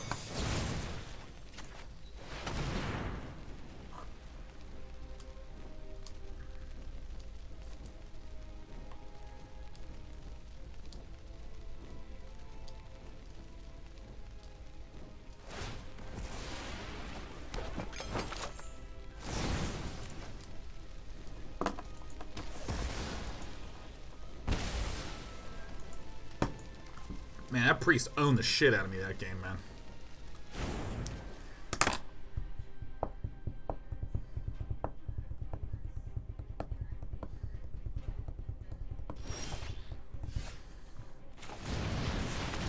Here comes a giant. He's a demon on wheels. Murderous Rider, straight into cats, man. That's what I'm talking about. Yeah, so, I mean, like, again, this is part of the reason why I don't like using the term microtransaction, because there's some people that use definitional differences. I just like, the general emotional sensation I like is, hey, I like this thing a lot, and therefore I spend a lot of time on it. It's pretty cool that I could continue to spend money on the thing that I really like. And there's more interesting, cool stuff happening there. People do it with golf. Buy a bunch of golf stuff. It's exciting to get new clubs.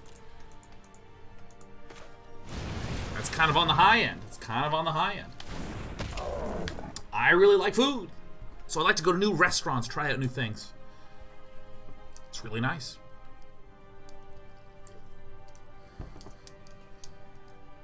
Asmodai 00 says, anytime someone even mentions microtransactions, it seems like people get really hostile and use it as a springboard for their conspiracy theories about the game industry. I'll justify a little bit of the conspiratorial malice by pointing to, again, the fact that it feels like a lot of microtransactions that I've personally experienced don't feel like they are giving me an opportunity to experience more content. I'm so fucked here. It feels like they don't give me an opportunity to experience more content. I don't think that Garrick is necessarily going to be helpful to us because so many things get sacked. This is good against the artifact. Massacre Girl does not really matter here. Assassin's Trophy. What the heck do I board in here? I mean, I think the Cries are pretty good here. I kind of want to get in the Thrashing Brontodons. They seem pretty good here.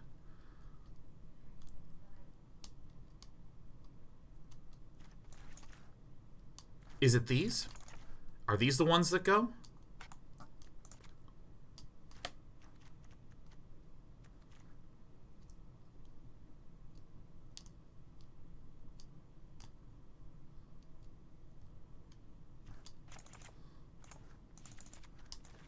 Maybe like this? I mean, this seems a little weird, huh?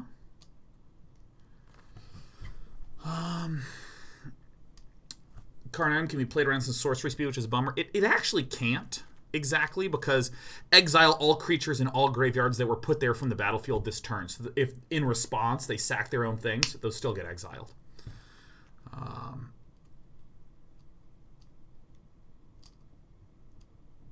Maybe I have a bit too much removal in this regard. This actually feels a little better, doesn't it? That actually feels nice. There we go. Massacre Girl doesn't really seem necessary to me.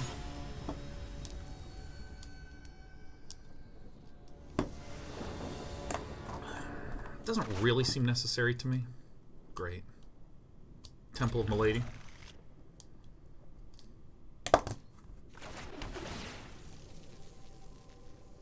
You'll love to see it. Yeah, you know, I think to RPGs, right? RPGs have this, like, grindiness to them. We're trying to level up. You're trying to farm certain areas, get your various equipment that you want, or certain components for whatever the heck. And I think everyone's played an RPG that just feels terrible. By the way, what the heck is up with this Day 9 thing being way the hell out here? Like, what the hell is this? This should be tucked in there. Whatever.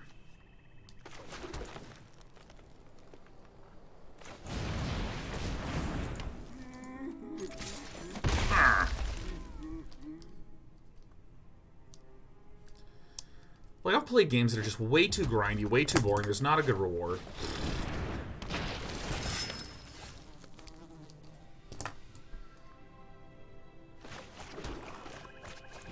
There we go.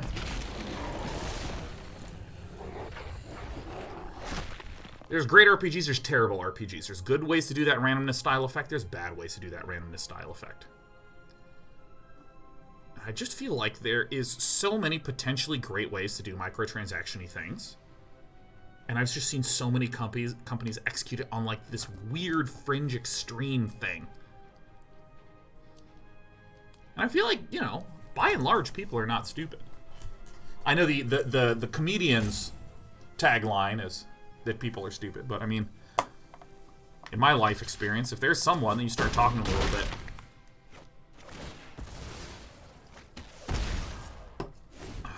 most people are pretty damn smart every now and again. I shouldn't say smart every now and again. They're smart when it comes to particular topics, and a lot of times people might not be able to articulate it, but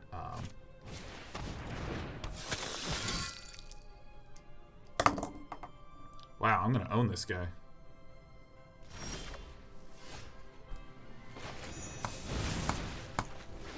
Bye.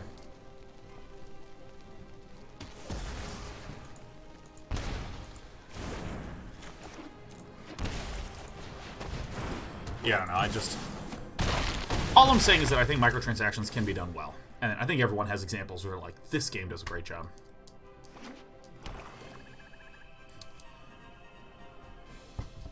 Agropay, if you want to look me up on Spotify, my name is Day9. You can just, like, find me there. D-A-Y bracket 9 N bracket.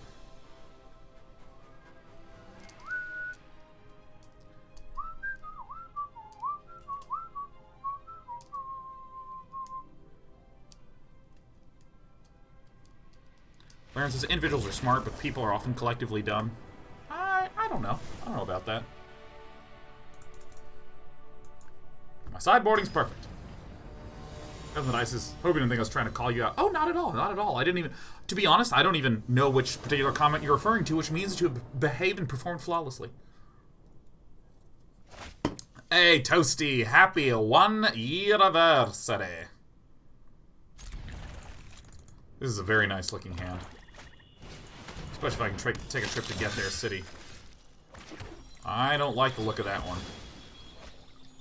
I'm just cracking it. Like, I don't really care to be too wholly conservative.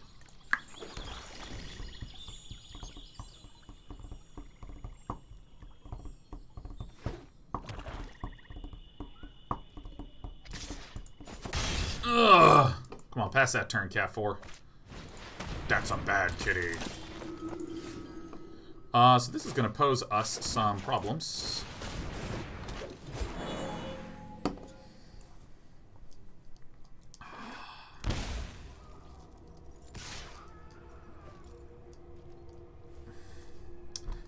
No.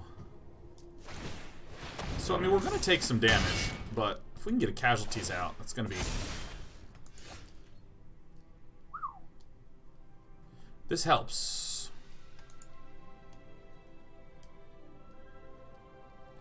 Okay, so I do this, and then I'm gonna go like da.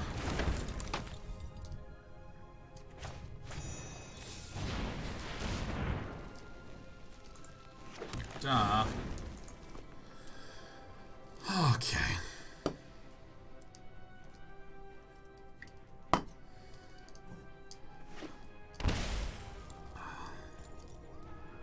I mean, I'm just blocking straight up. It's like not even close for me. Ha ha ha. Meow.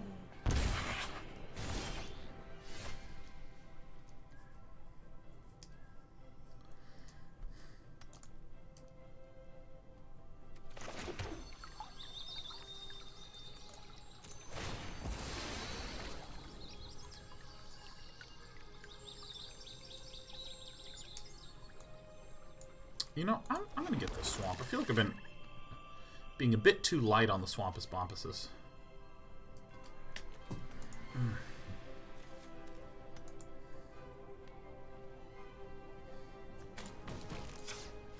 You know, I actually think that this is the right play. I think he's doing this. Right away, yes, Knight of the Ebon Legion is there, but he is easily Casualties of Wardable. And if my opponent wishes not to do anything there,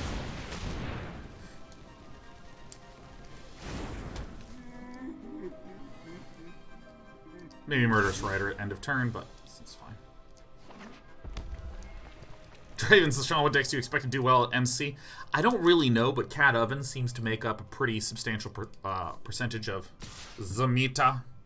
So we're gonna not block this. It can get +3/+3, so we'll take like the 5 damage, which I think is fine. Casualties of War is gonna be fine. I think Casualties of War, Cats, Ovens, generally going to be good. There's also some really interesting action happening with, like, the Teamer and the Izzets of the world.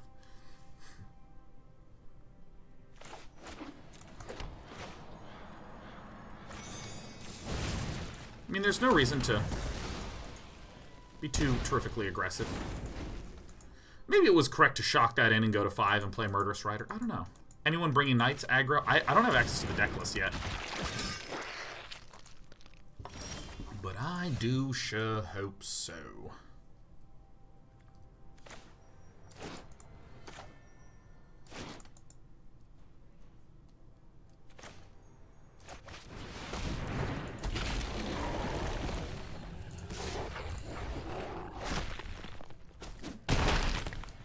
I mean, this looks kind of brave, but I still think this is, like, super correct.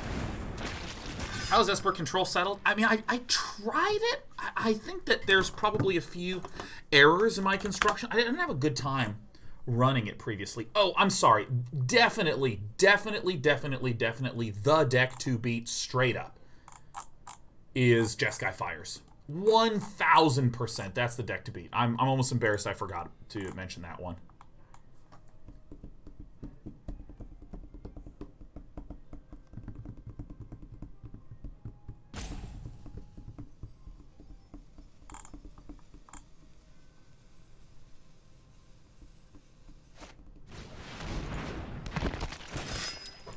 That's a bit of a pain.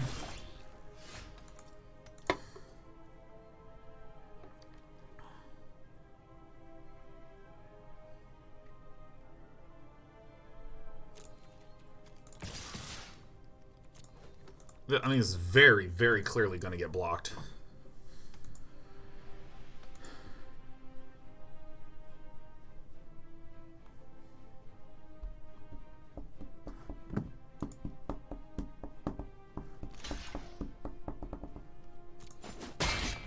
There's a lot of damage.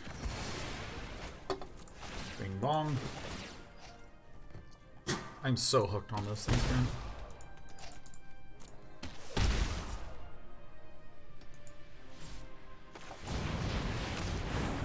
Play a big boy.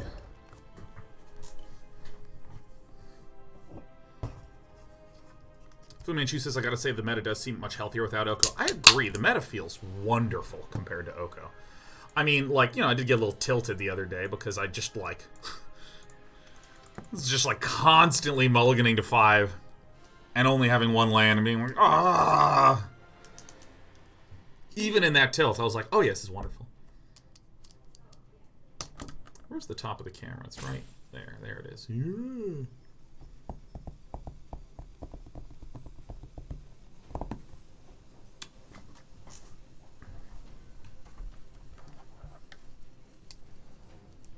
Have you seen Little Beep's adventure deck? Use that to get to rank 1? No, haven't seen it at all. I don't even know who Little Beeps is.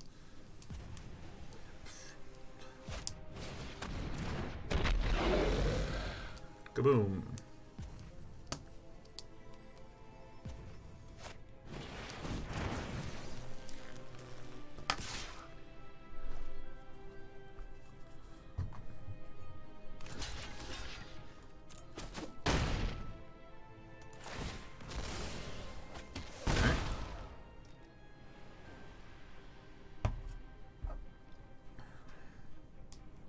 So we Casualties of War to kill this? Okay, how do we do this?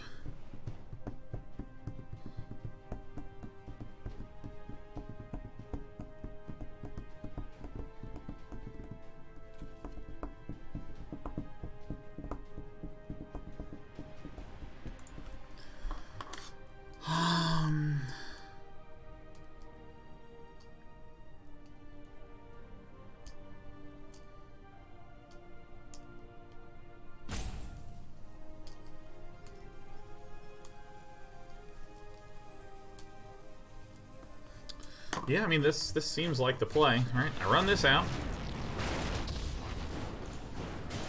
Your demise won't be quick or quiet.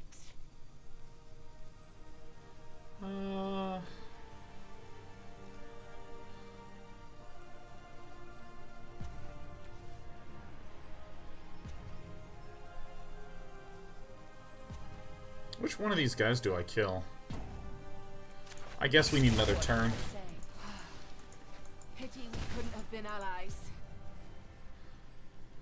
And then I just attack with this guy. If I attack with this, this blocks this, and then this trades in. So I swing like this, because then this has to block here, and then ping to kill this. This dies, which is fine. And this goes out here.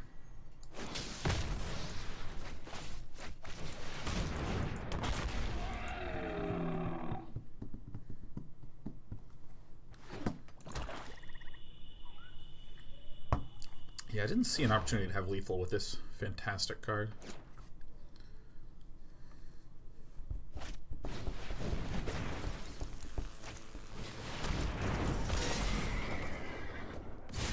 Oh my.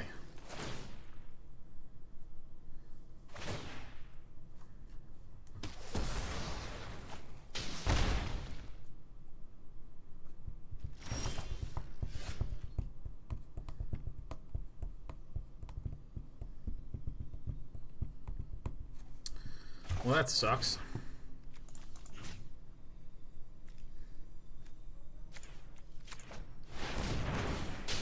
And a 3 mana card gets to come back? Fuck.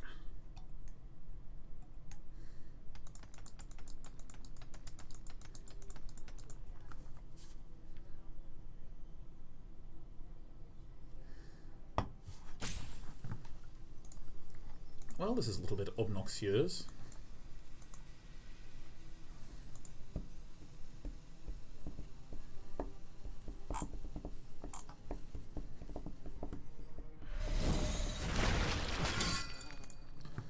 This sucks.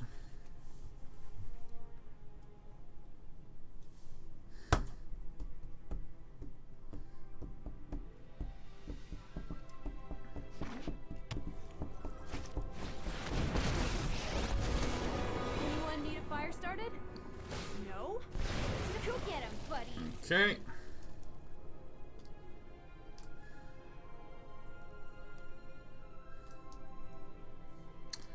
If my opponent swings out, that is death. Great.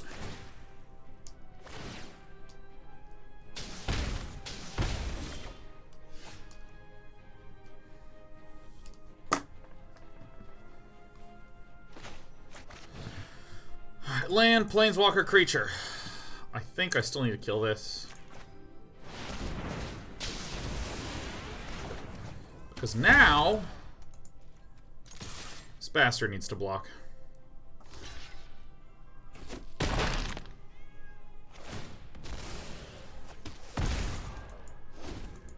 Alright,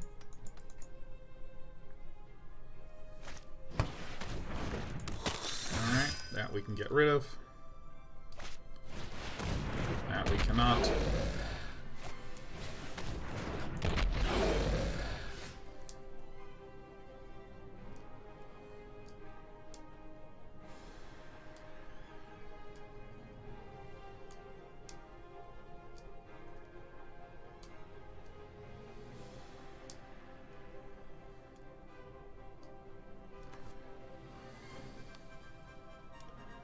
This sucks.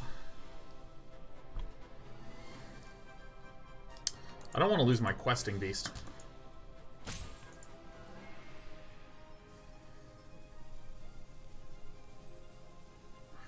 If we cry and swing, we lose the questing beast. Oh wait, this devil can't block it because this has less than. Oh, sick. Oh yeah. God, this is so close. Can't block it.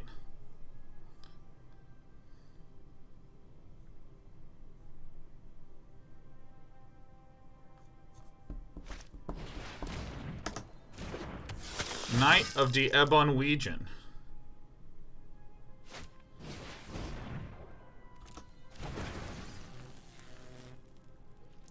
Very cute. Very, very, very cute.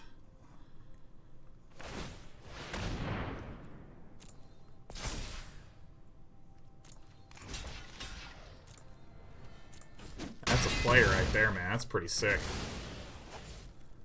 Alright.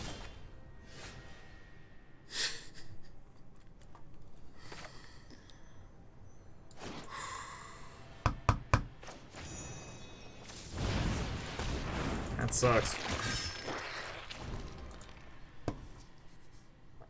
That does indeed suck. I'm going out on my own terms.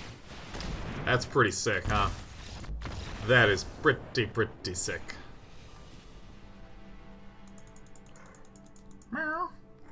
Well, let's not chew on Dad's things. But if you want to come over here and so, oh, get me out of here. Ooh, have a seat. Opponent's a top deck god. I'd say I think our opponent just has a strong deck. Yeah. Oh yeah. Yeah, look, just have a seat. Have a seat. Have a seat, little bug. Hey. Hey, come on. Meow. Nope. We're not gonna chew on these things. I'm gonna flip you sideways. Come on. To the box?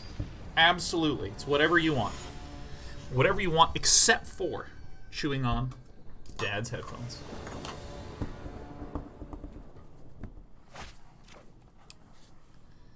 I really gotta cut one of these temple maladies. It doesn't feel so good.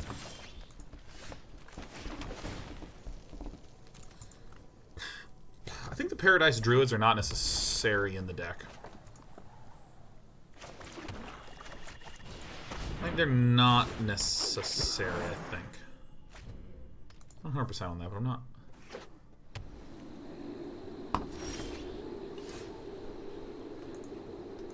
Okay, so this could be Golgari Adventures. Could be like Teamer. Yep. I can't believe you've hit me.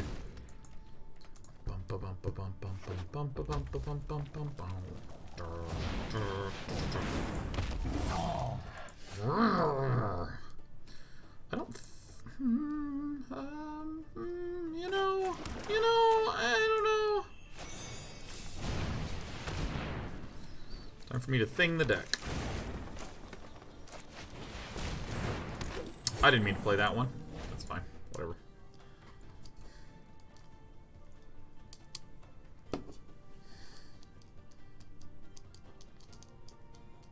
You mean Jund Adventures? No, I mean Golgari Adventures.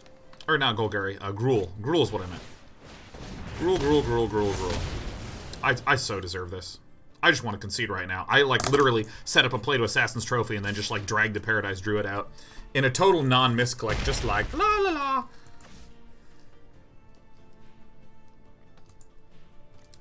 An absolute la la la moment. That's what I fucking get, man.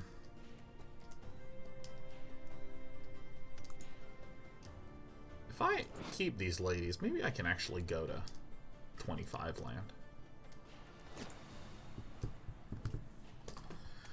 Because Gruul Adventures runs a lot of copies of this puppy, so that's a pretty substantive mistake from your pal Sean. Crack it immediately. It's not the right play, but it's the play that your pal Sean is going to do this game.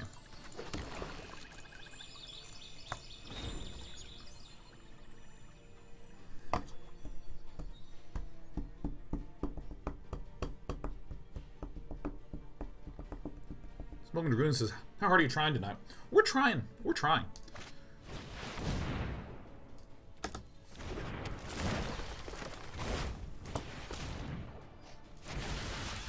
Fuck out of here, man. No, not even in a million years, dude. Not even a little bit. God. No. No block. Alright, goodbye. Chaka, chaka, chaka, chaka.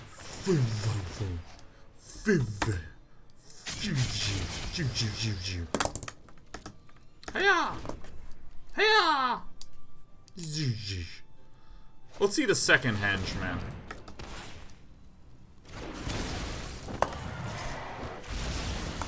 Fuck out of here, man. I don't know why I find that so funny to say. I find it, like, legitimately very funny to say.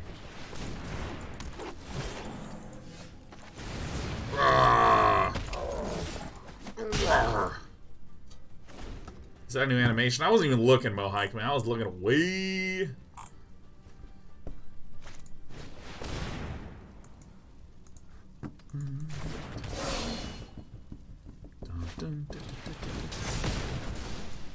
Salut, marin.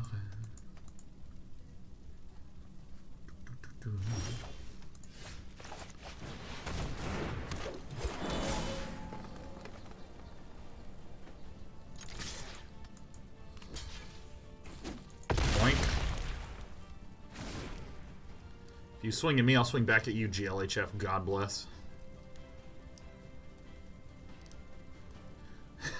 Play the shovel says Domre's ambush being sorcery speed is -1 out of 10 flavor. Poor flavor. Alright. I think. I absolutely dunked. Dunked upon. I'm gonna cut a forest. I'm gonna cut. Actually, maybe we just do this.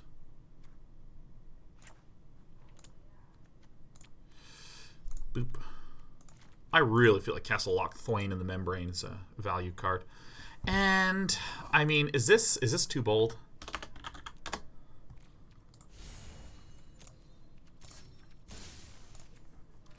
Is this too bold?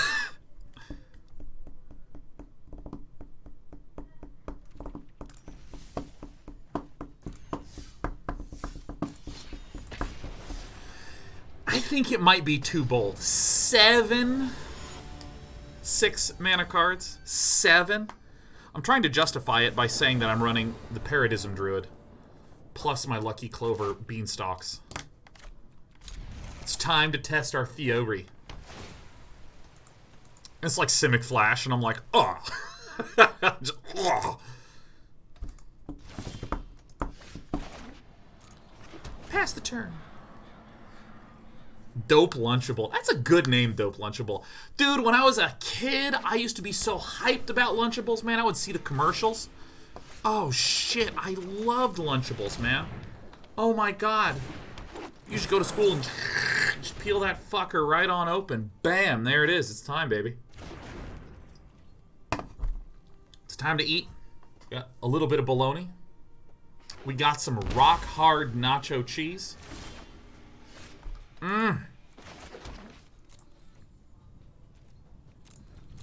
Do I just want to go to 13 here? Oh my god, it's so good. Double Lunchable says I used to, but I still do too. Yeah, man, that's fucking good. Remember those weird little, like, flat bread with, like, 1 splits of mozzarella and tomato sauce?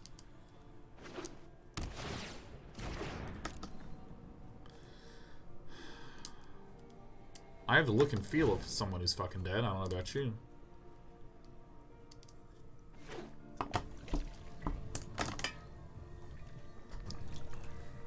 I'm gonna do it, man. I don't give a fuck. There it is. Boom! Let's go to 13. Don't even care.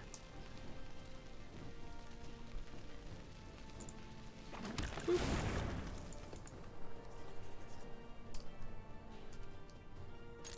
Don't care about this last no more. She's going in. She's ready to bonk. She's ready to hurt. She invests in stonks.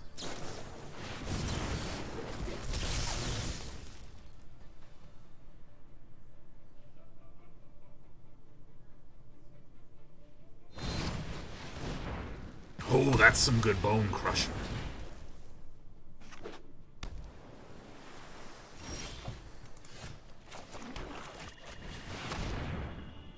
Garrick, cursed bear guy.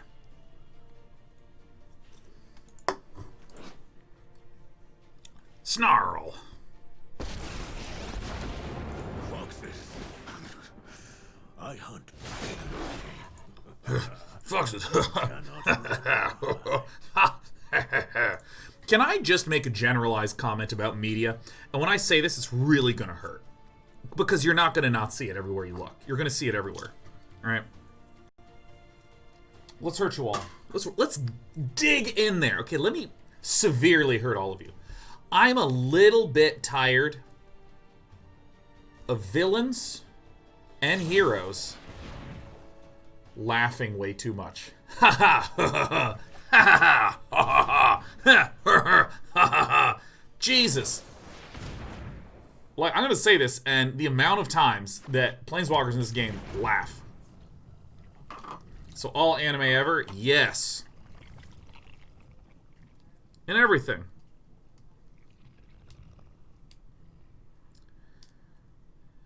And then a knife was thrown at the villain, and the villain caught it and went, ha ha ha, you cannot knife me. Alright. Alright, I guess I can't. Okay, it's fine. Counterspell.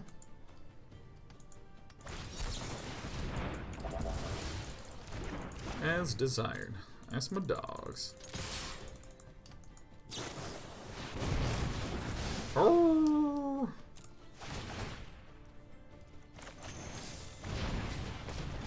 I feel like I've never had that problem with the MCU. MCU's surprisingly good about it, and especially their big franchise movies. But even some smaller ones, there's like, ha ha, ho ho ho, ha ha ha ha. Steve to the Izzo says, I think you're just jealous of all the fun they're having. That could be the case. It could be that I'm just sitting here professionally playing a game that I play in my free time anyways, and I'm just like, I wish I had a better life. This is America. I'll find a way to complain. Mark my words. Alright. What are you gonna do? I'm Liliana. Your course. There's flame sweeps in this deck. Effective. Here I come. Woofkish. Woofkish.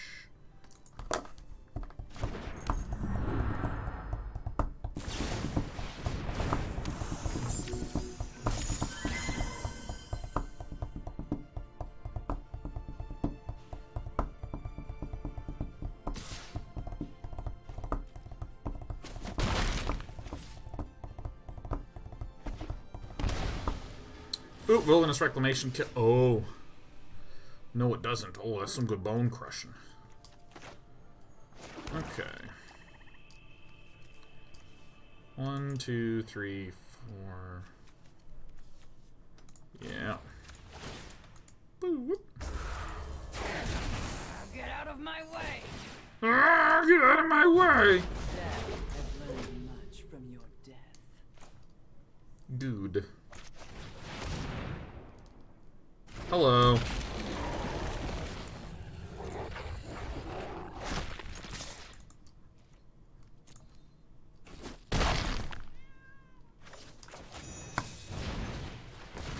Bam. Bam. Bam. Boom. Alright, this is pretty sick, this combination. You love to see it. Not.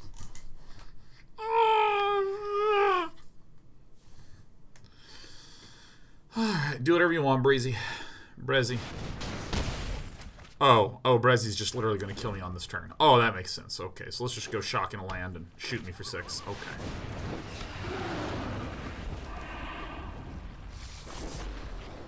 Alright, well, maybe I didn't need to Castle Lochthwain for 7 damage right at the very outset of this match. Maybe I didn't need to do that. Maybe I didn't need to do that.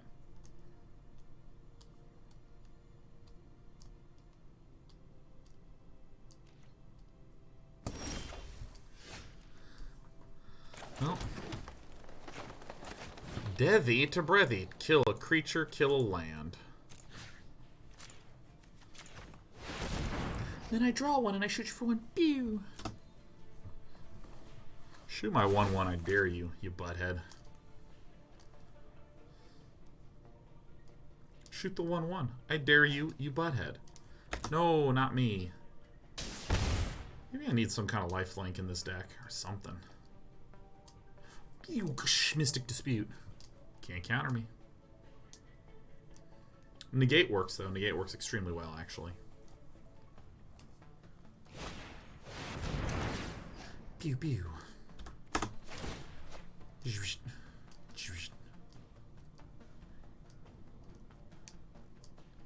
I like legitimately want to splash red so I can get middle dome ray in. They were a lousy service.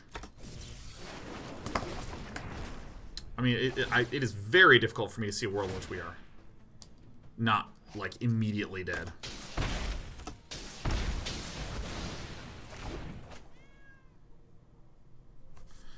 Alright, well, let's just fucking, like, you know. He is like a zombie. Its loss will serve us. I don't even know what I'm looking for. Keep this little guy out. Alright, well, I mean, that's cool.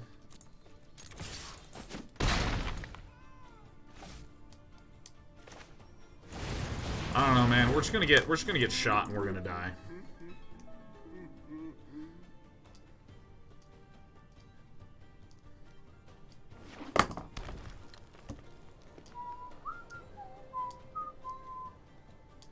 I mean, like, explosion just kills us, but I mean, I'm genuinely surprised that Brezzy didn't, like, explosion us in the face sooner. Oh, okay, there you go. Yeah, I was sort of wondering when, where, and why this was taking so long. Okay, so this Vraska doesn't seem to do a lot. That doesn't seem to do a lot.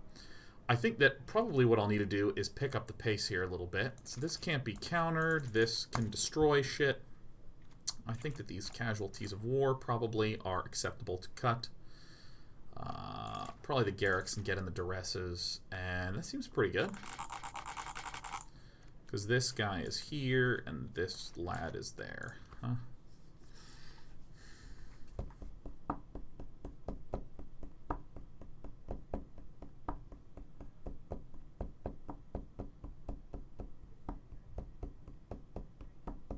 I mean, my opponent literally just could have, like, pinged us twice in the face with Niv and then bone crushed us. I have a link to the deck list. The deck list is literally on the screen in the top left. You will find it right there.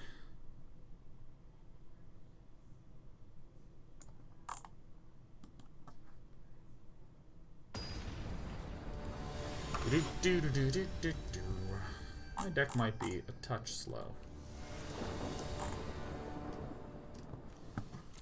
Play first. Looks fine. Shifting Ceratops is very good here.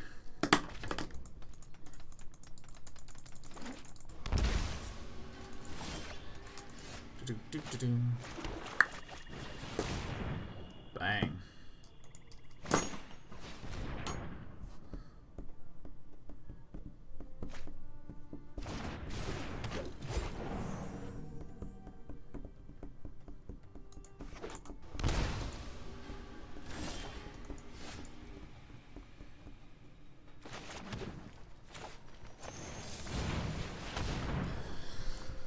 Alright, Brezzy. Can be countered, it's fine. It is not. This allows us to attack because then next turn we can go Shifting Ceratops plus haste. Yay! Ooh, that's some good bone crushing. Maybe attacking there is incorrect purely because it creates an obvious play for Brezzy. Regardless, this is... I can't be countered. I have protection from blue. I love this card. I like large green things, as you well know.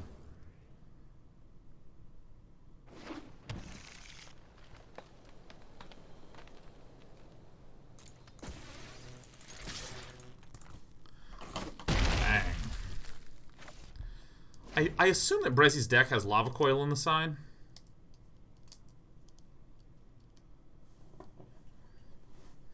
Rip Palakapal. God, I missed Palaka Worm.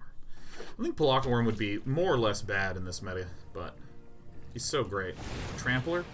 He does it all. He's like a great guy.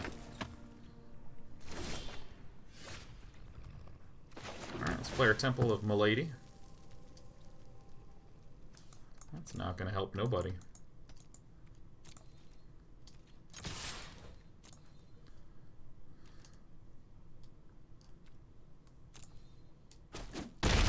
Great.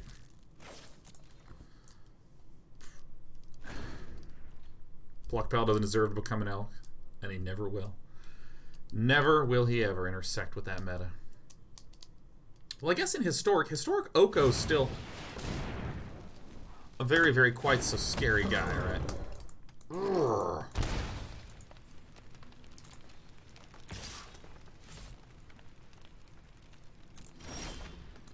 Oh shit, I have enough mana. Oops. Well, let's shoot this.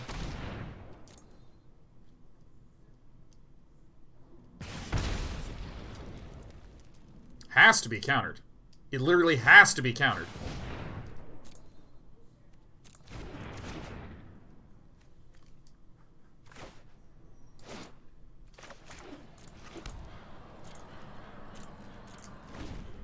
Let's try again next turn.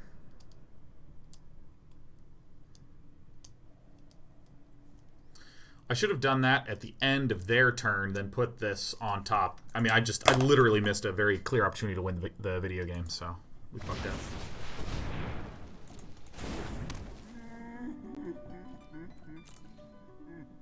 And that hurts. It hurts bad.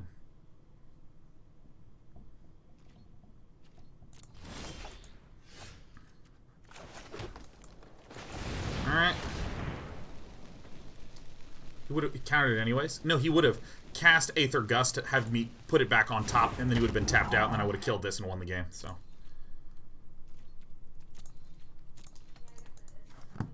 Small mistake. Is going to lose us the game, it appears.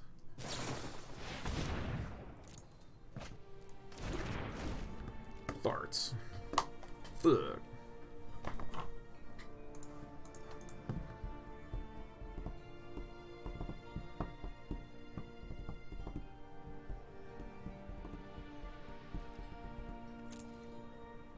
What you gonna do?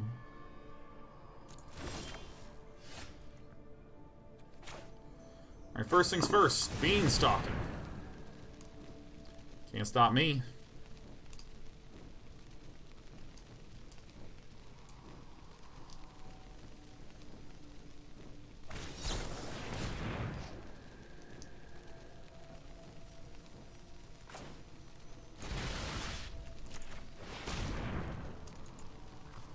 Does it fuck? Does it resolve? Well, that's good.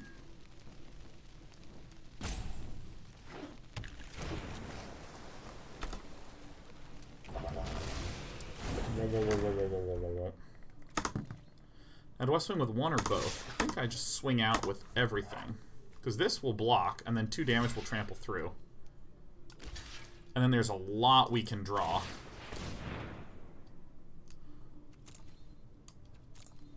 This is extremely difficult for Brezzy to remove. Just laying it all on the line, man. That is fine. So it's just going to have to be a big wall of chumpers. But a lot we can draw. Questing Beast, Ceratops, creature removal.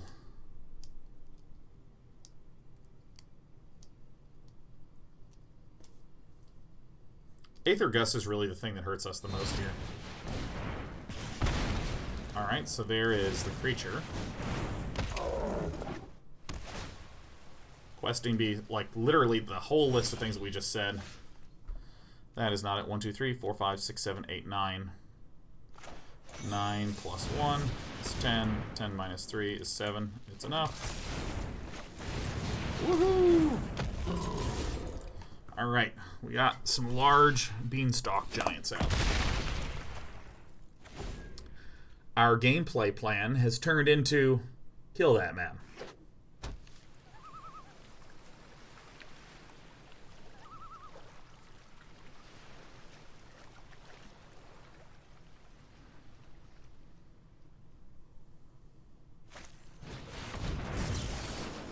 main phase Chemist's Insight is always a very reassuring thing to see. I don't think are there any fog effects in Standard? Nice. Alright, Ceratops, creature removal, questing beast. Oh my god.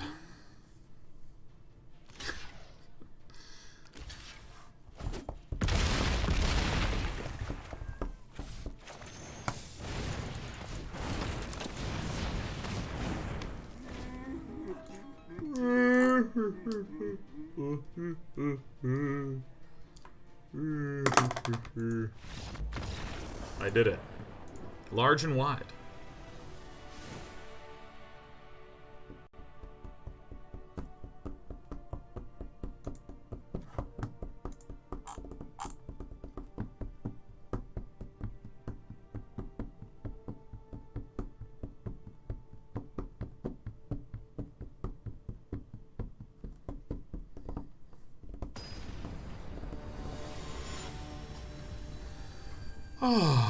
Maldarian says, by the way, I told my wife she was thick, solid, and tight. She was not happy at all. You gotta be careful. They have to understand the meme. If they don't, they just think that you're calling them enormous in, like, 3 different ways. This is not a very active hand, but I just want to take a peek. Ooh, that's a nice one. Show me what you got. Yeah, put the goods in there first.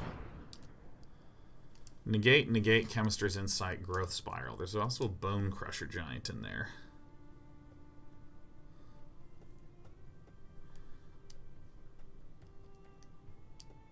Do we just say great and get out the negate? I think yeah. Getting those ones out is pretty nice.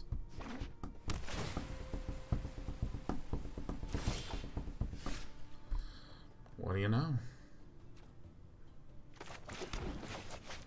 Let's take a peek.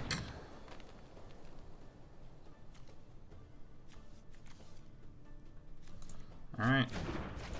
Counterplay free.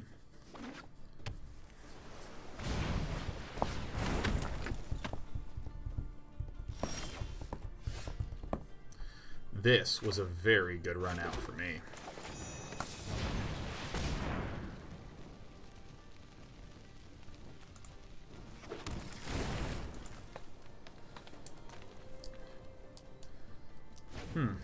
Brezzy has like a lot of creature redos here. See, I think that playing that was incorrect. Maybe just like slamming down.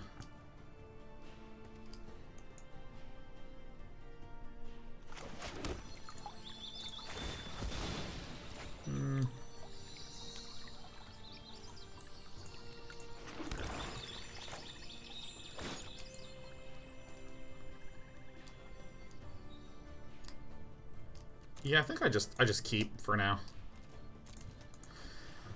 Maybe this was too slow of a start. I mean, Beanstalk Giant's gonna help. I kind of wanted to duress the Chemist's Insight and the Growth Spiral, but yeah, I will receive one. That is fine.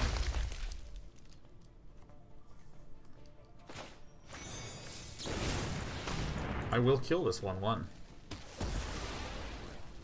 Oh wow, no land in here.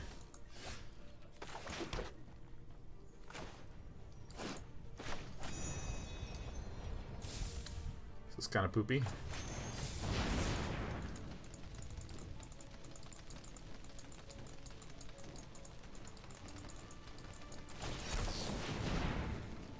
You got it. Wow. 3 negates down. Alright. And nothing was ever negated again. Can get that Beanstalker out sooner rather than later.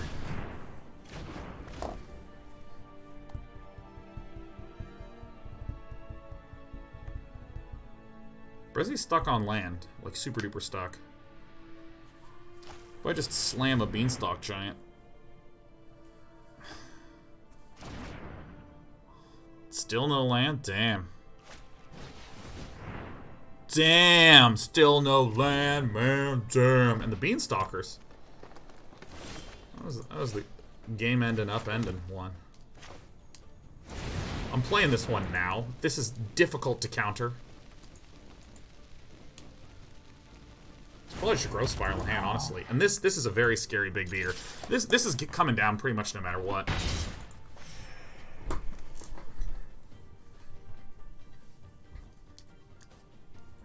One, two, three, four, five, six, seven. That's fine.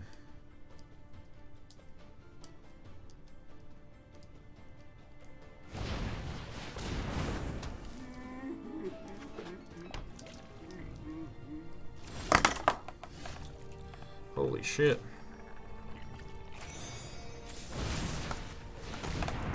I would like you to die. If there's a fourth negate, that would be so funny. It wouldn't be funny, I'd be like fucking sad and shit. Snarl.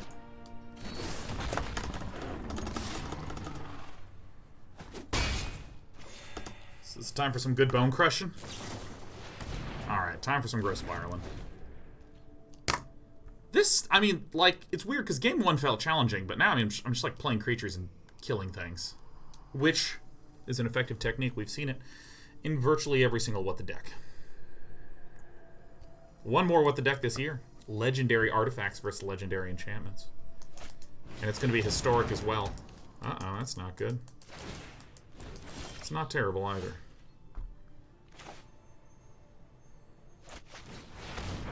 Hello? I love me. Won't I tell me my name?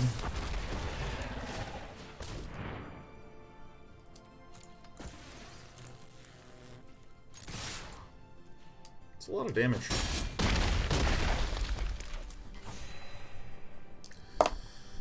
Yeah, why not?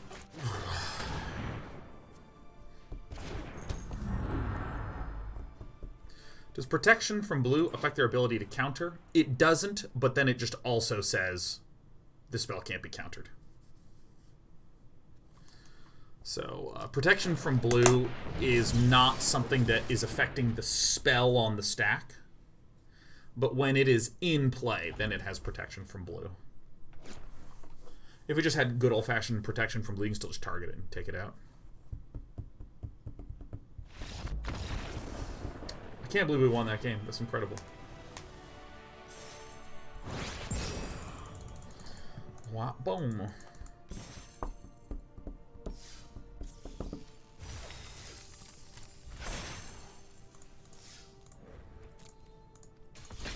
$20 green or black spells, no problem at all.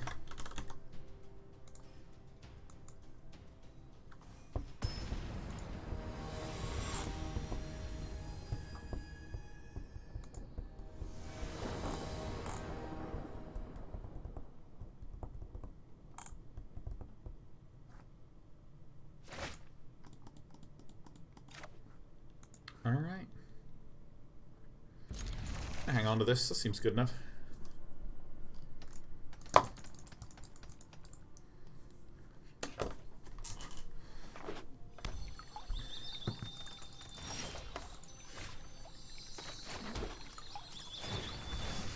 Lucky Clover Murderous Rider seems good, but it also seems bad. Like, getting to nuke a bunch of stuff is, like, tight. But I get very, very hesitant about this, like, Murderous Rider guy needing targets, you know? I don't know. I'm going to Paradise Druid because pretty much anything that Raxterflex can play the next turn, I can just Vraska it away.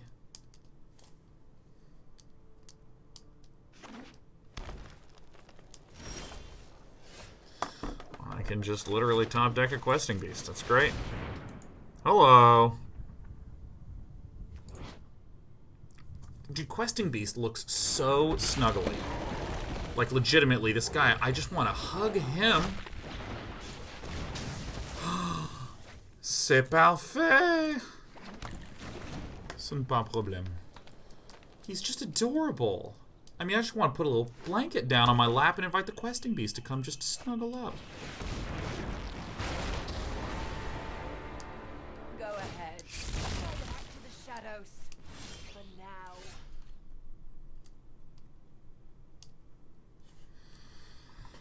Alright. Dun dun dun dun dun. Questing beast a kitty. He's our kitty. He's our little sweetie pie.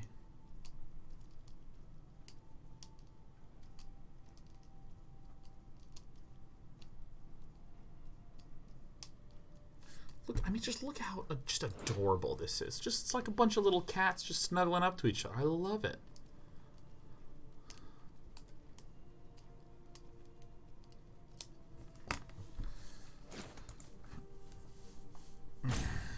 What's going to be Rax Reflex? Lucky Beached. Sacrifices must be.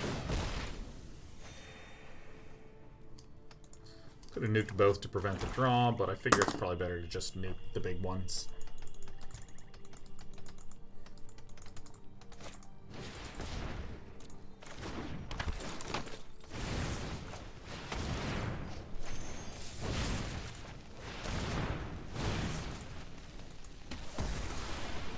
I mean, it appears to be the Golgari Adventures deck. This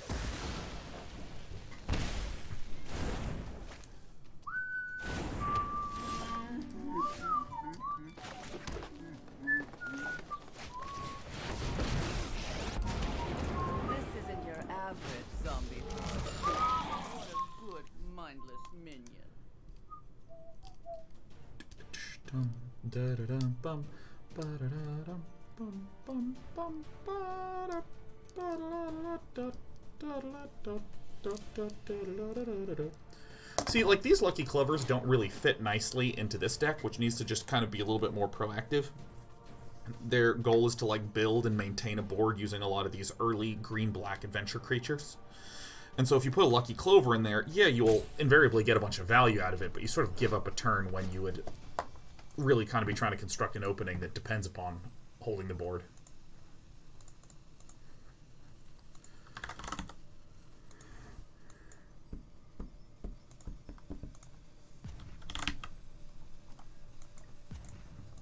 I can't believe it's 3:46 already. We've been playing this for like almost 3 hours. Order of Midnight. Edgewall Innkeeper. Order of Midnight.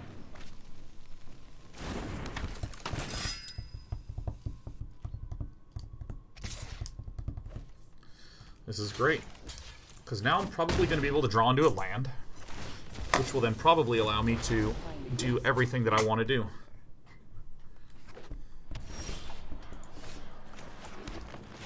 She?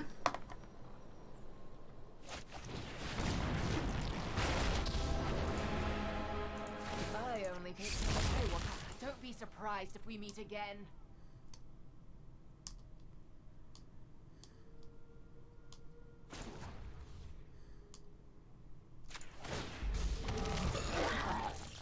Good help is easy to find. I think it's probably better to just do like this.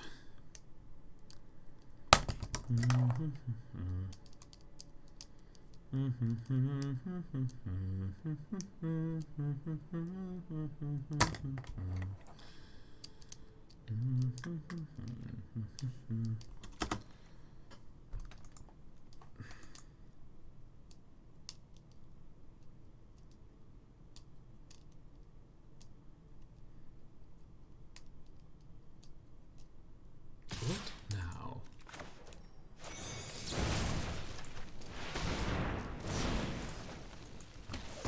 Everyone gets to live. Everyone gets to live. Everyone gets to live.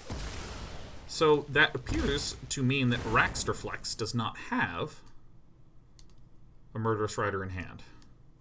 I think. Wow, I like just did this, man. Like, I just got through this part.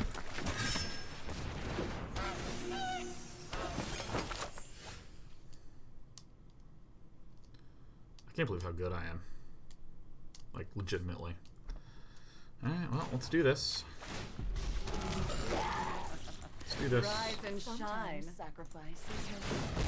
Probably could have gotten an extra 2 damage in, but I'm just feeling reckless.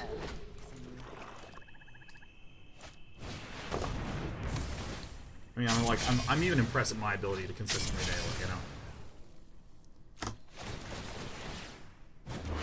Learn much from your death.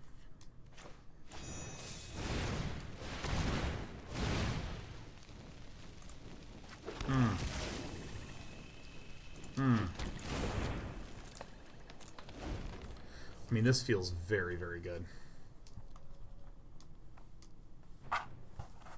Oh, we got the little tummy exposed. We just resting? What a good cat. I think I'm about to get murderously rode.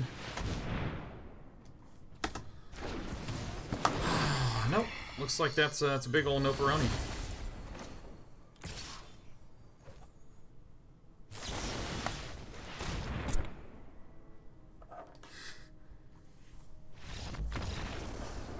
Wee-haw.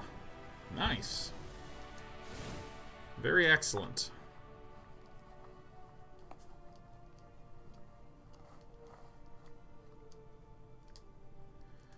Now, what the heck do I actually take out of here?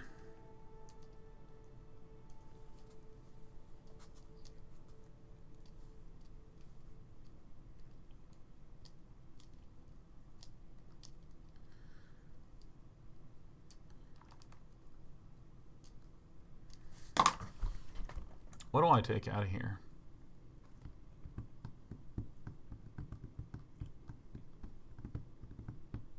What do I put into here?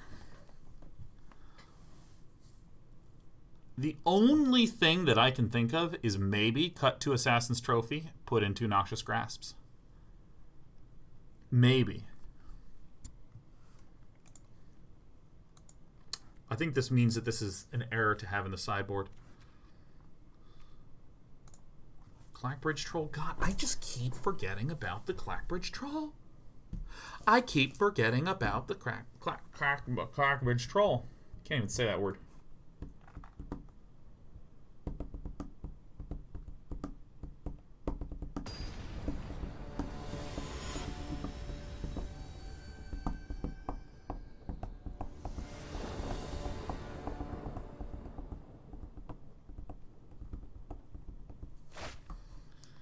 All right. What's the meta like today? A lot of Golgari. A lot of green, a lot of black. A lot of different ways to attack.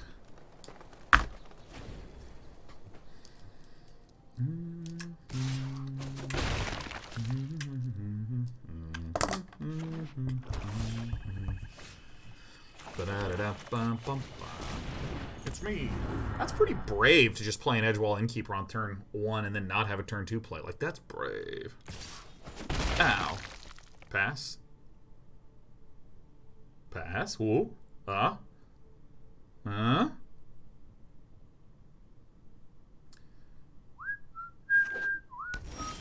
Whoa. No way.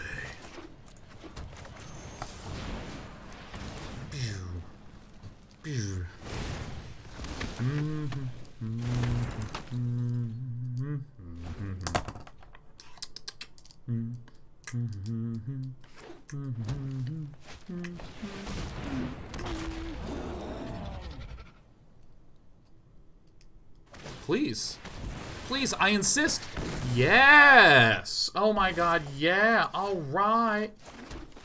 Well, all right, all right, all right. Spend 4 mana. Kill my 2 mana thing that I've already gotten a small amount of value out of. You're like, yes. Ooh. You love to see it.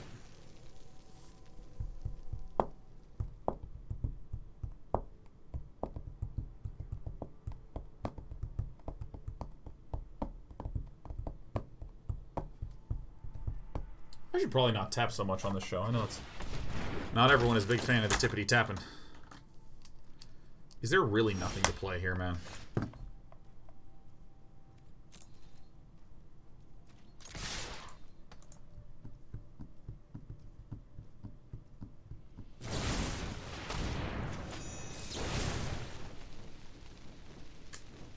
I should probably just target this. If I kill my own guy, this fizzles. Which is kind of hilarious. But I still think that's a stupid risk to try to, like, take.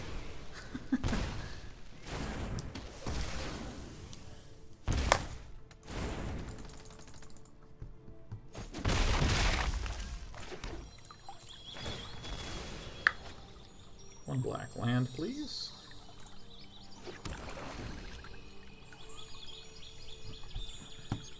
Ah. I think I'm gonna get some more yogurt, man. I like need some sugar. Need some sugar to keep me powering.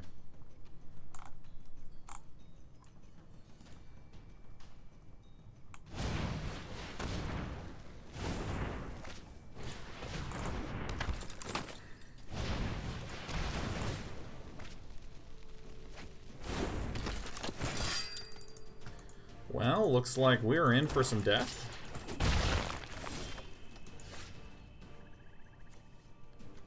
These are a lot of cards that are just not really helping me.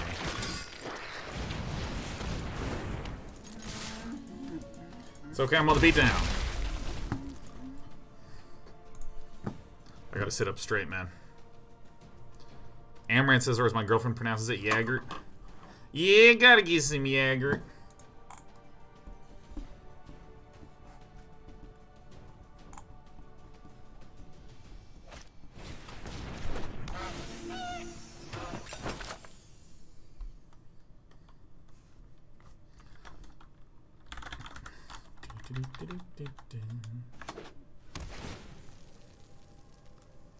By the way, has anyone else been looking at the...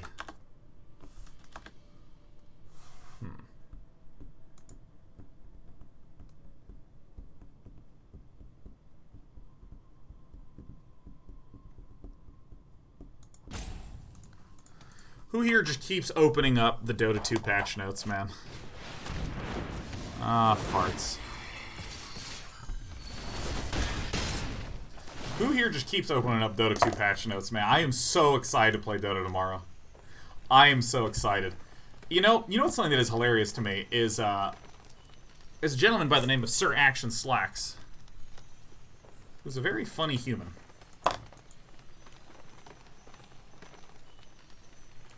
Sir Action Slacks, like years ago,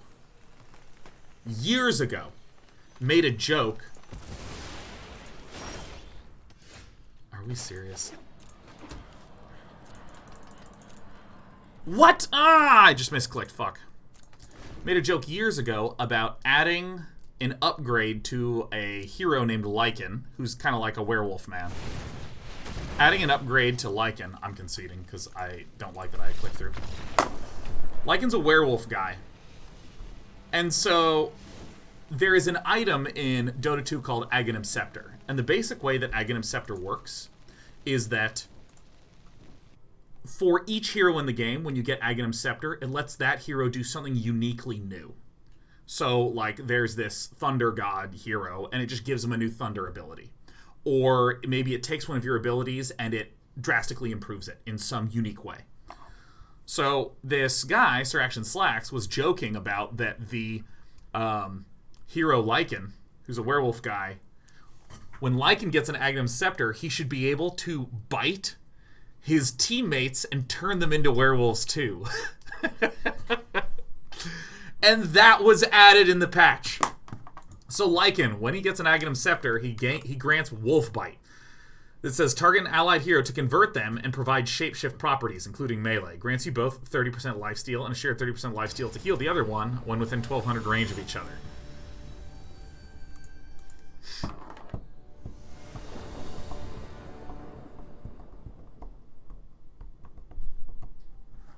I mean, that's ridiculous.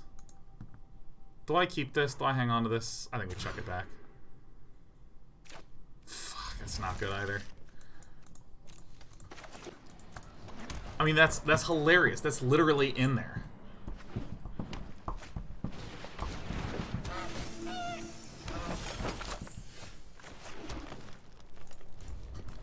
I probably should have fabled passage on this turn. Will there be a Day 9 TV store sale on Black Friday? I don't even think about that, so in that case, probably not.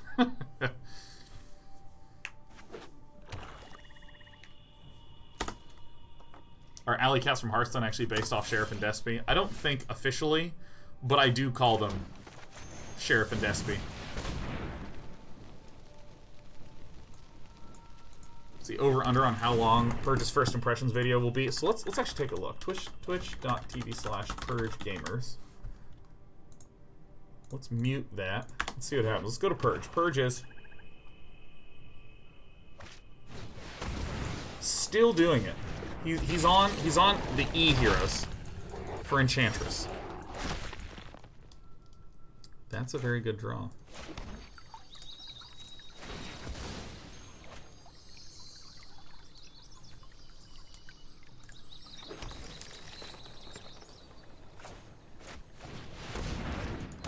Do you wish to trade?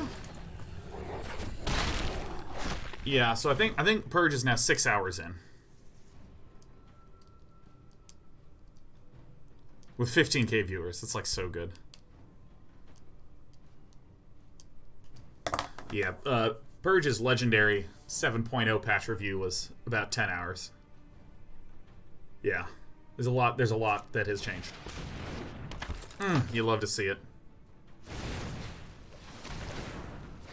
You love to see it.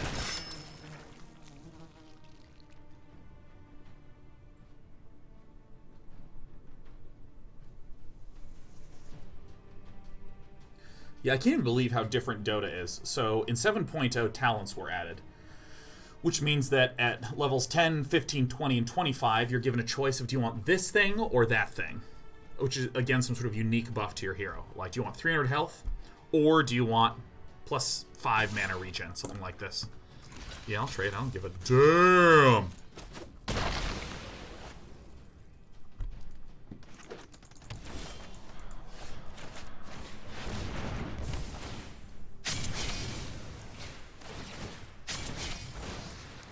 So they've upped the level cap to 30, and when you hit level 30, you get every talent that you have. All of them. So it's like, pick this one, pick that one, pick this one, pick that one, get to 30, boom, you get all of them. Oh, just give me one more Lando, man. Give me a Lando Calrissian right now. No, this is better. Leave me be. We are the apex predators.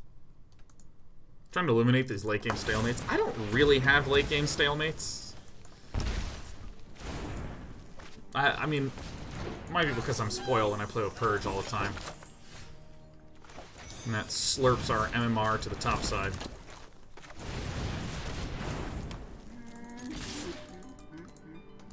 There's gonna be... The really crazy thing is that they added items that can only be found at 70 plus minutes into the game. 70 plus minutes into the game. Yeah, Wing Buffett says there's that one jungle item called Apex where your main stats get plus 80%. Thinking about Drow, yeah. It's not plus 80% of your base stat. It's plus 80% of whatever it is. So, like, if you have, say, I lead the Golgari now. Step aside. Fine. I was getting bored anyway. I was getting bored anyways.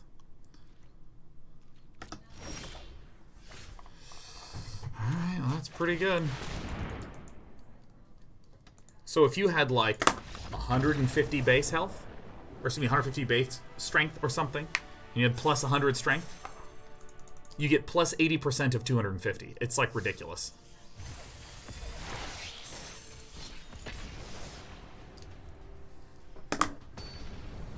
I mean, there's like the...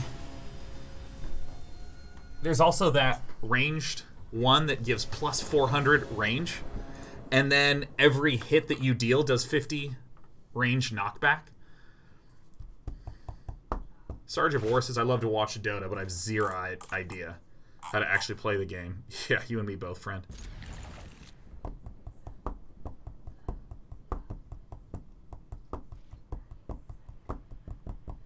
Still sitting on a pillow? That's right. Sitting on a pillow. Ooh, my lucky clover is going to get so lucky.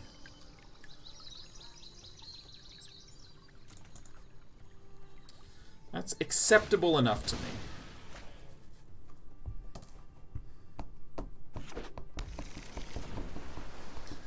Okay, so Ang8811 brings up a question, which is these minion items are going to be dropped from professional games, so just no way you can introduce that much RNG, right? Well, so I have two statements regarding that. The first one is, how many fucking items are there going to be? I opened up Dota and just went jungle crazy. I know my responsibility. I just sat there jungling for a long ass time. I think we outright lose this matchup. And I got, like... I don't know, like, 3, 4? Here goes nothing. So, the probability of the first item dropping... Oh, shit. The probability of the first item dropping is 10%, then the next item dropping is 5%, then the next item dropping is 2.5%, and so on and so on and so on.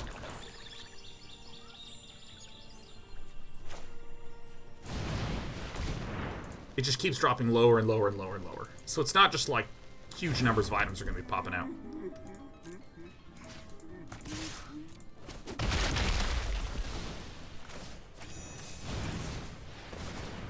Is it per creep or per camp? I don't know, Captain. But the important thing is that it scales down as more items are gotten. So I think what you're going to happen, or what you're going to have happen in games, is that some heroes will occasionally have some of these items available to them. Excellent timing. Oh, I've done the hero thing. I don't know about you, but I'm fine with this. So I think that what's going to happen is, for the most part... Oop, that was a mistake, because it's going to be time warp next turn. If my opponent has it.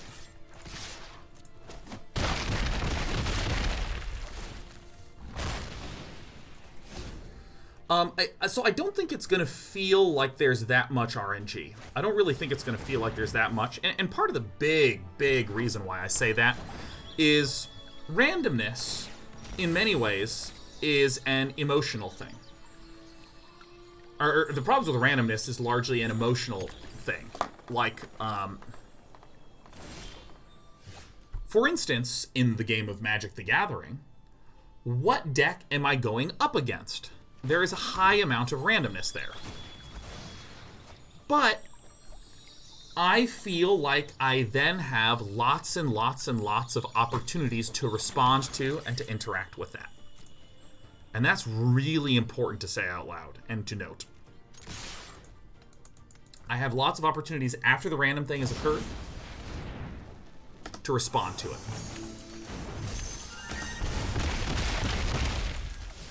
What really feels like garbage is when there are these random events and you don't feel like you get any opportunity to respond to them. It feels like you're just playing and playing and playing and playing, and then boom, random BS happens.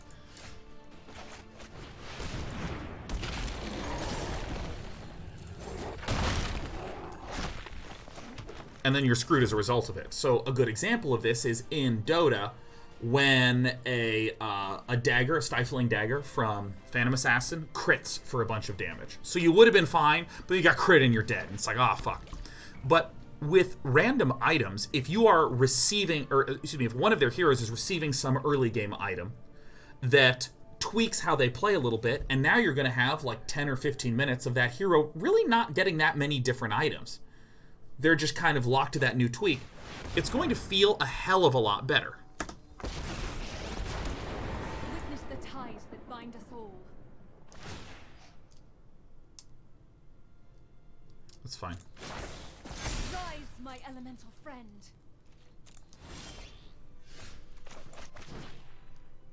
Land, planeswalker creature.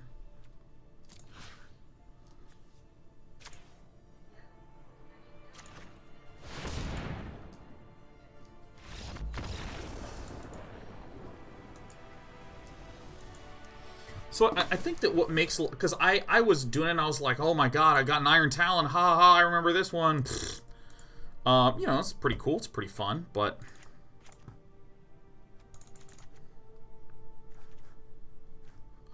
this seems important. This seems important.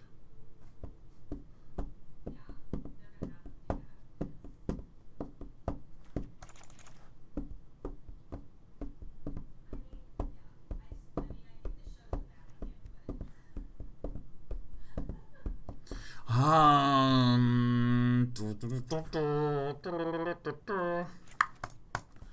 don't think I need that much removal.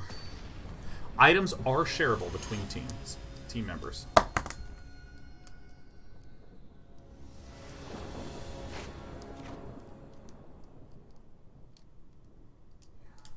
Good.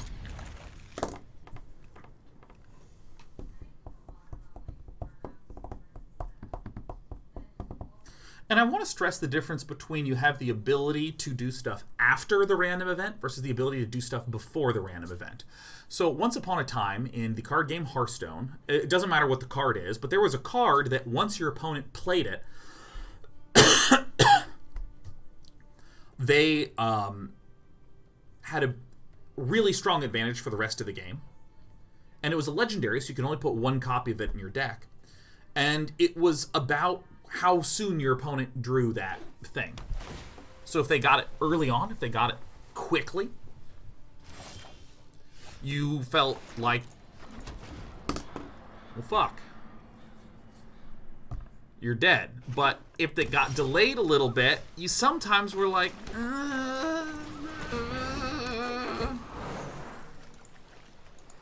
and if they didn't draw it for a long time, you're like, okay, cool.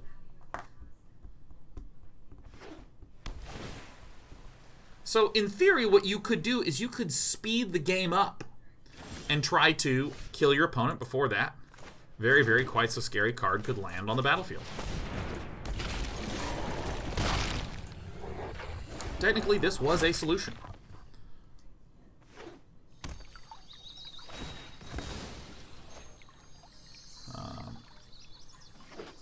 But the problem is the random event would happen afterwards. Oh, that's an interesting one. Maybe I'll just draw removal here, no matter what, huh?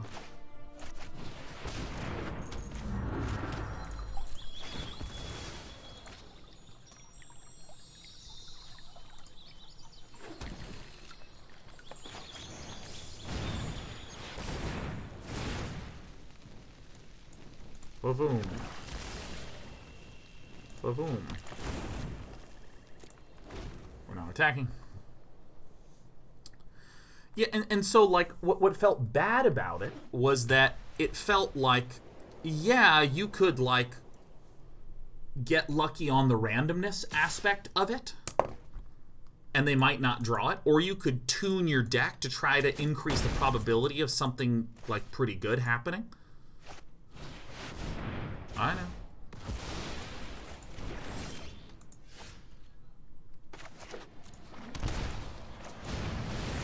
Let's get the big boy.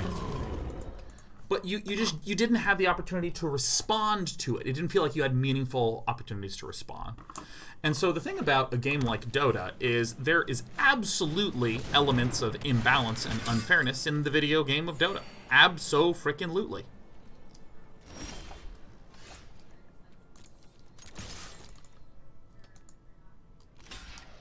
It absolutely 1,000,000,000% exists. But it feels okay because there's so many opportunities that you have to respond to that randomness. So good examples are like certain hero matchups. You pick a hero that you think is going to be good, and then you just get screwed in lane because your opponent just perfectly counterpicked you, and now you're boned. But that's okay because you have lots of opportunities to respond over the course of the game and move to other locations and so on and so on and so on. So in this regard, even though a lot of these neutral items seem busted, there's not so many coming in that there is tons of change occurring. Again, I think that like 2 to 4 will be popping up per period.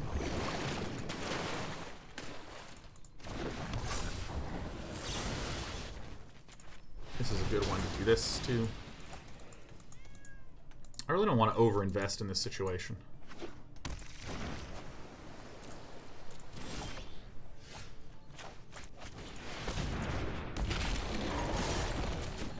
So I think that there's going to be like tweaks and tunes and slight boosts and benefits to heroes and whatnot, but rarely under any circumstance it'll be the case where, oh, well, thing X happened. That's it. That's game. Longer. Stand by and watch. I've got you. I think the real danger comes in, oh my god, Ang 8811. Literally, I was about to say the same dang thing. Alright, well, let's just do the usual.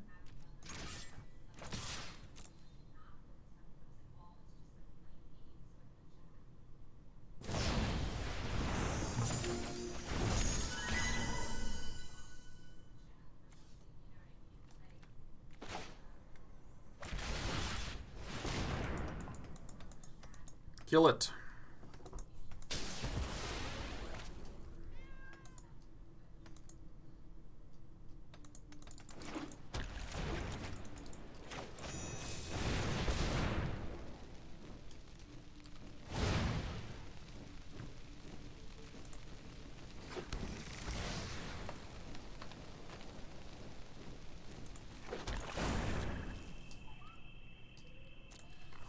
We want. There's just no reason to play the hasty Ceratops.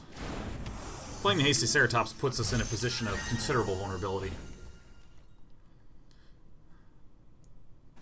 In other words, if I just keep attacking with a questing beast and a beanstalk giant, my opponent can then use some sort of very big spell, like a time wipe, warp wipe, whatever the heck it's called. And use a big warp wipe, killing it. Killing all sorts of other little bastards. Come here. And then I can just hasty boy my way in there for the lethal. So for instance, right here, I will play just the questing beast. This could be countered.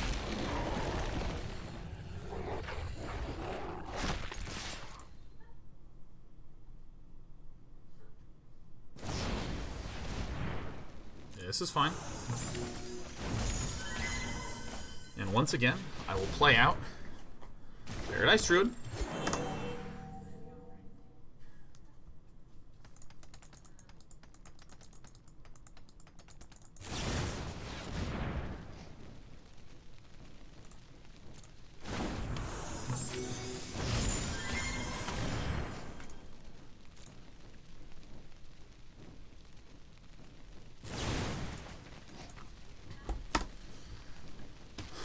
Bang.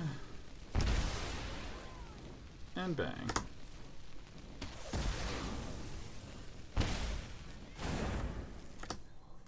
So yeah, so if we had, like, say, played out the Shifting Ceratops last turn, again, we have considerable risk of getting time wept. Whereas right here, what I can do now is I can, like, see what Burtis does, and then it's very plausible that I can just go Questing Beast, Shifting Ceratops, haste, and win the game on this turn.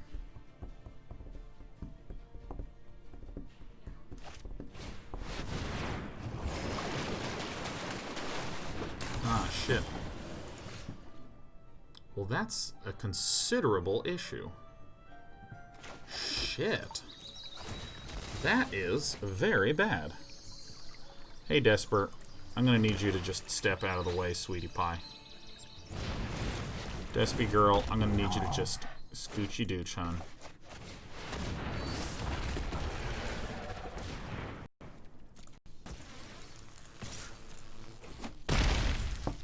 Hey. What is it? What is it? What's going on? You've been, like, really cute today. Oh, right, of course. I don't even have enough health. I'm, like, looking at my cat, man. This is, like, so funny. Yeah, what a good cat. Alright, so we saw a few more creatures than we anticipated. I'm gonna pull out one of these and put back in one of these. Hey, come here. Come on. Yeah, get in there. Don't chew on me. No, no, no. If you want to be a pet, you can't chew on me. No, you can't chew on me. Hey, stop chewing.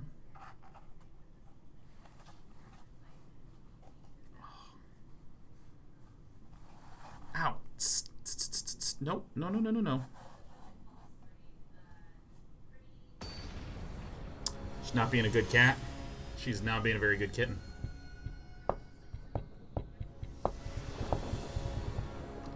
Ceratops also helps us a ton in order to get the reach that we... Oh my god, yes. Holy shit. I mean, I did this in the wrong order. I should have Fabled Passage first, but that's okay. We're going to draw another land, and it's going to be all good. It's going to be all gravy. Alright, well, it's going to slow things down a bit, but this is just legitimately way too good. Alright, well, cool. Crack for... Why not a swamp? Boink!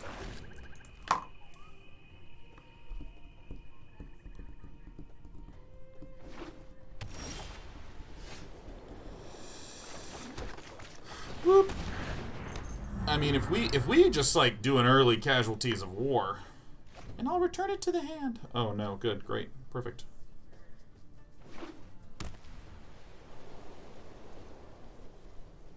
Yeah, Lethal Rose, we already mentioned the ability to stay alive with Ceratops. Indeed you do. Ceratops has reach and protection from blue.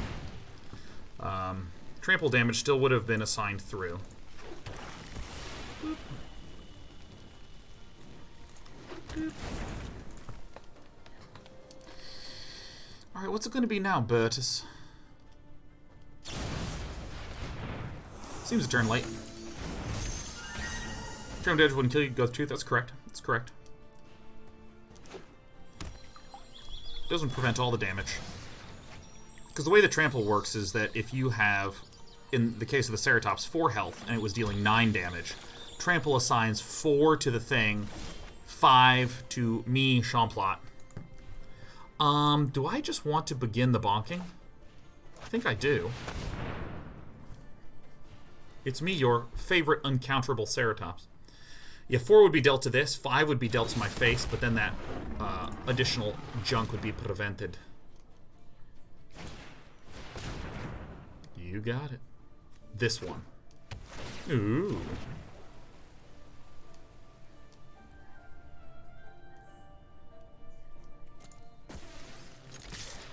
It's plausible that playing this was the better choice, but who knows. I actually think that there's relatively little counter magic in Bertus's deck. I think Friend Bertus is actually just some flash power stuff.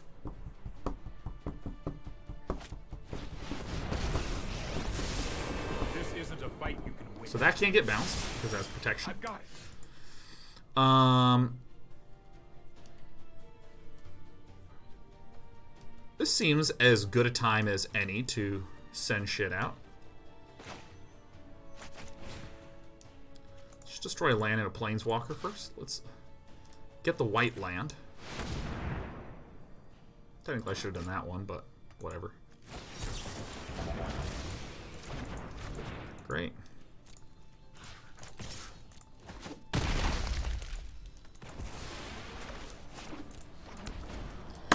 Having a pretty much empty hand is good for us.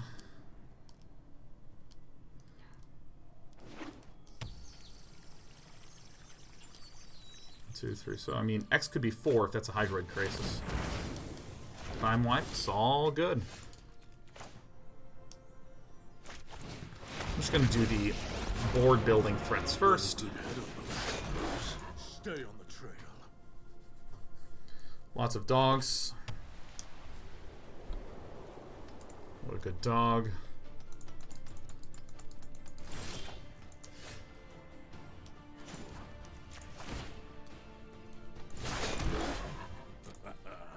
You cannot run or hide.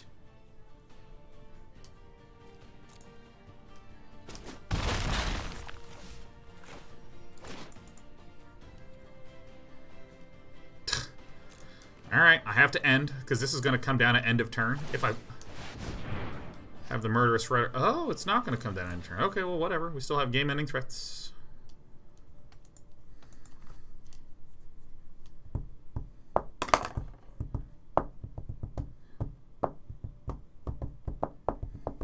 We can also Murderous Rider one of our dogs, sending Garrick to 6, play Questing Beast -6 for lethal, depending upon what Bertus does with the mana.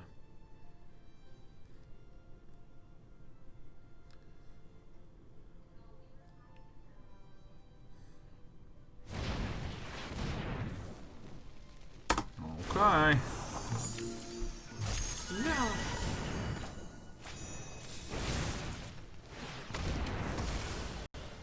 Okay. Very good. Dog, dog, dog, dog.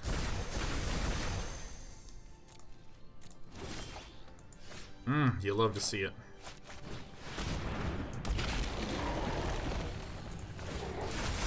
We are relentless. Yeah. Ooh, it feels nice. Doesn't that just feel nice to have a 7/7? Haste Death Smoocher. Alright, well, I'm sending him in.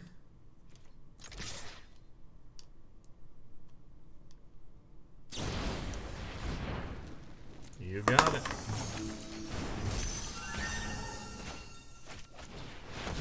Alright, let's just get all the troops out.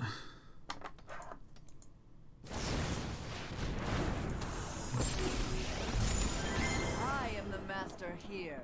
I don't really know why that is the order. The battle to shambles. Alright. We are the Woohoo! predators. Yeah, we're the Apex Predators here, man. I like Garrick a lot. I think Liliana's probably marginally better. But, God, if I don't love this card a lot. Like, a lot. Bing bong. Hey, we're actually winning today. That's weird. That's like a weird phenomena that does not happen frequently here. I'm gonna get some water.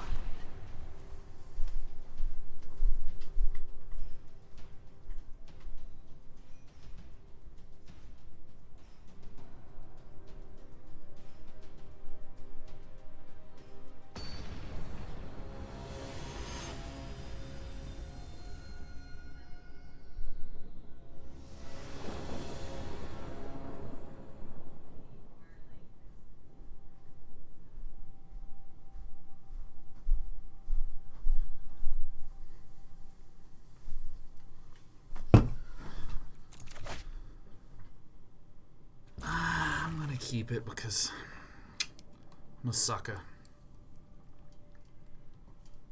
I believe these guys did unfollow and sub and come here to watch people win. Still in my heart of hearts, I wish that I could make that really, really tight Naya Merriment deck post a above 50% win rate. I think I can actually cut a Lucky Clover from that one. I just plow through this water. You're really tight, says Apo Koala. You're tight, Apo Koala. Oh my god, I've died. I've died. This is the deck to beat. This is it. This is it. We're doomed. We're totally freaking dead, man.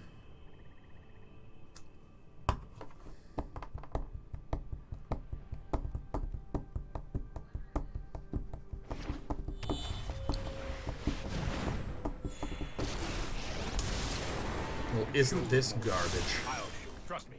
I have a plan. Well, I guess I'll just delete him. Nibble, nibble, nibble. It's yours. Meow. Lethal Rose says, I'm going to go back to tuning it Sunday after the month ends, but until then, I'm focusing on maintaining top 100 Mythic. Ah! Ah! You big butthead baller. Let's slow this down. That's more like it. I mean, come on, like, I have to kill it, right?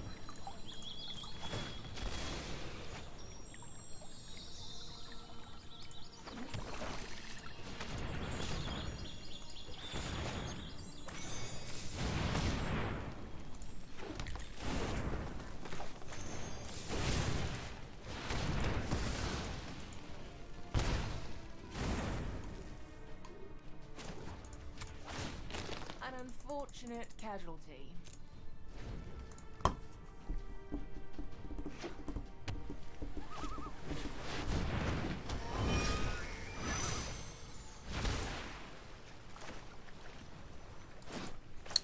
What do we do here?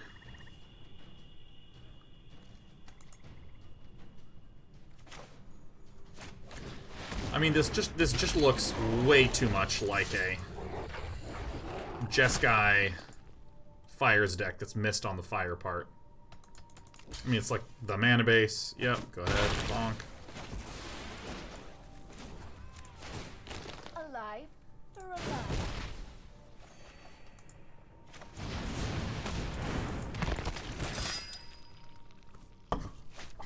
Ether Rose says, my favorite thing in the world is to take weird ideas and make them work. I would say it's me too, but I think you just might be better than me at it, man. Ah! Oh, the agony. So I'm going to need to begin to get some of the fire going here. Pain is weakness. This one. Massacre Girl doesn't help.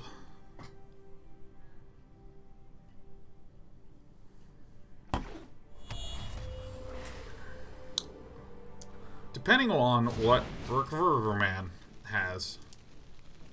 I mean, if it's a Casualties of War, we're actually okay.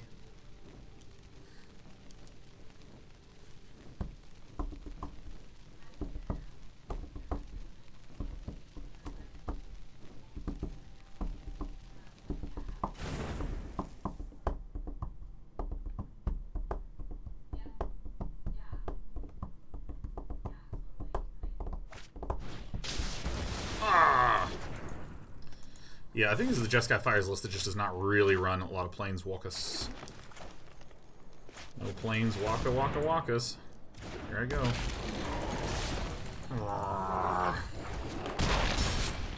Yeah, this is the one that runs, I believe it's 1 Kenrith, 4 Sphinx of Insights, 4 Cavalier of Gales, 4 Cavalier of Flame.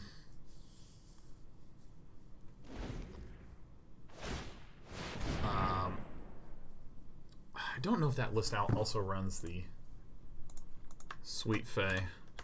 I think the typical Jeskai Fires list does not run the Fae. The Wishes. Your pal Sean is correct.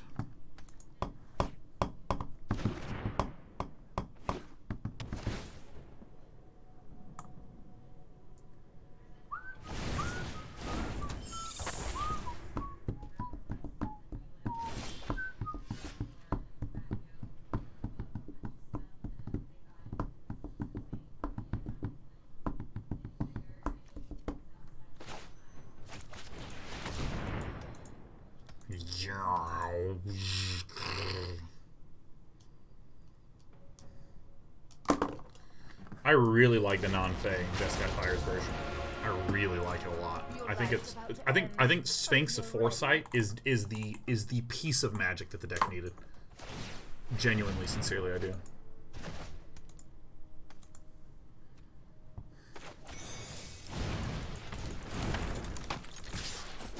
Bang and a bong.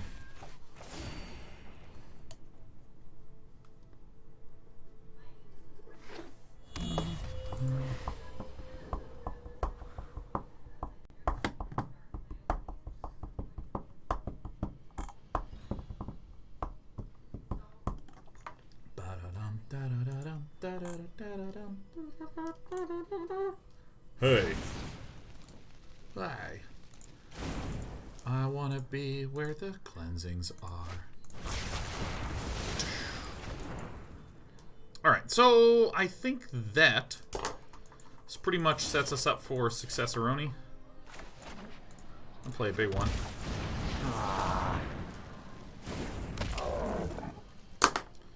Okay, so it looks like Scry at end of turn, but this is a bit of a rough spot.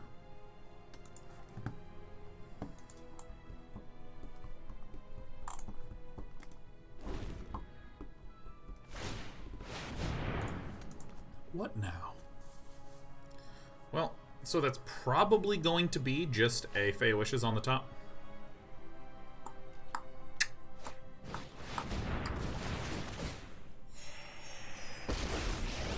That is a very sick, slick, and thick top deck. So we have 4, 5, 6, 7, 8. Oh, I'm back.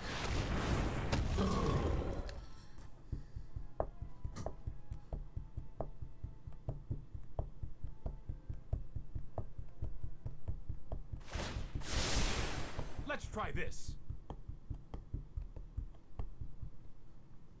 What are you looking at, beautiful?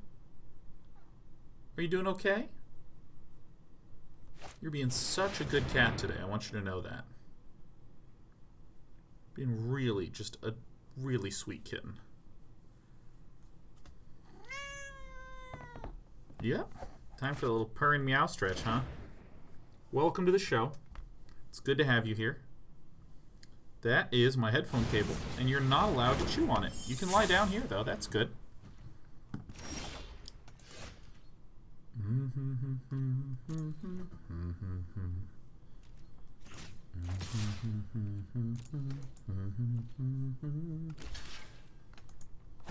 what are you doing? Oh, you just want to be pat. Yeah, I can do that.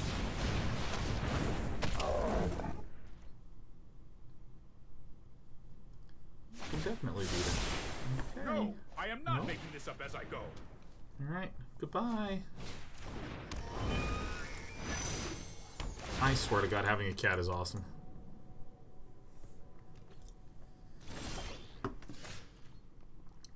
So, we have not yet done it. Well, I can heal for 5. So we gotta do like this, and then it's block and heal. Ow. Oh. No. No. I wanna be where the Despy are. I wanna be up all meowing, purring.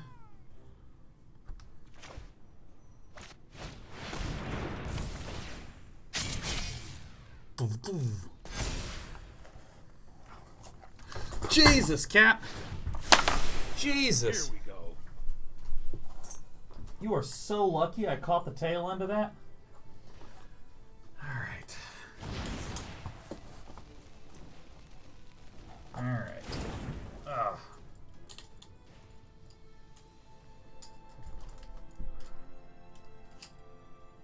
Alright, kitten. It's okay, you just almost shattered glass. It's not a big deal. In the words of Bruce Willis, who gives a shit? Something happened here while I was away.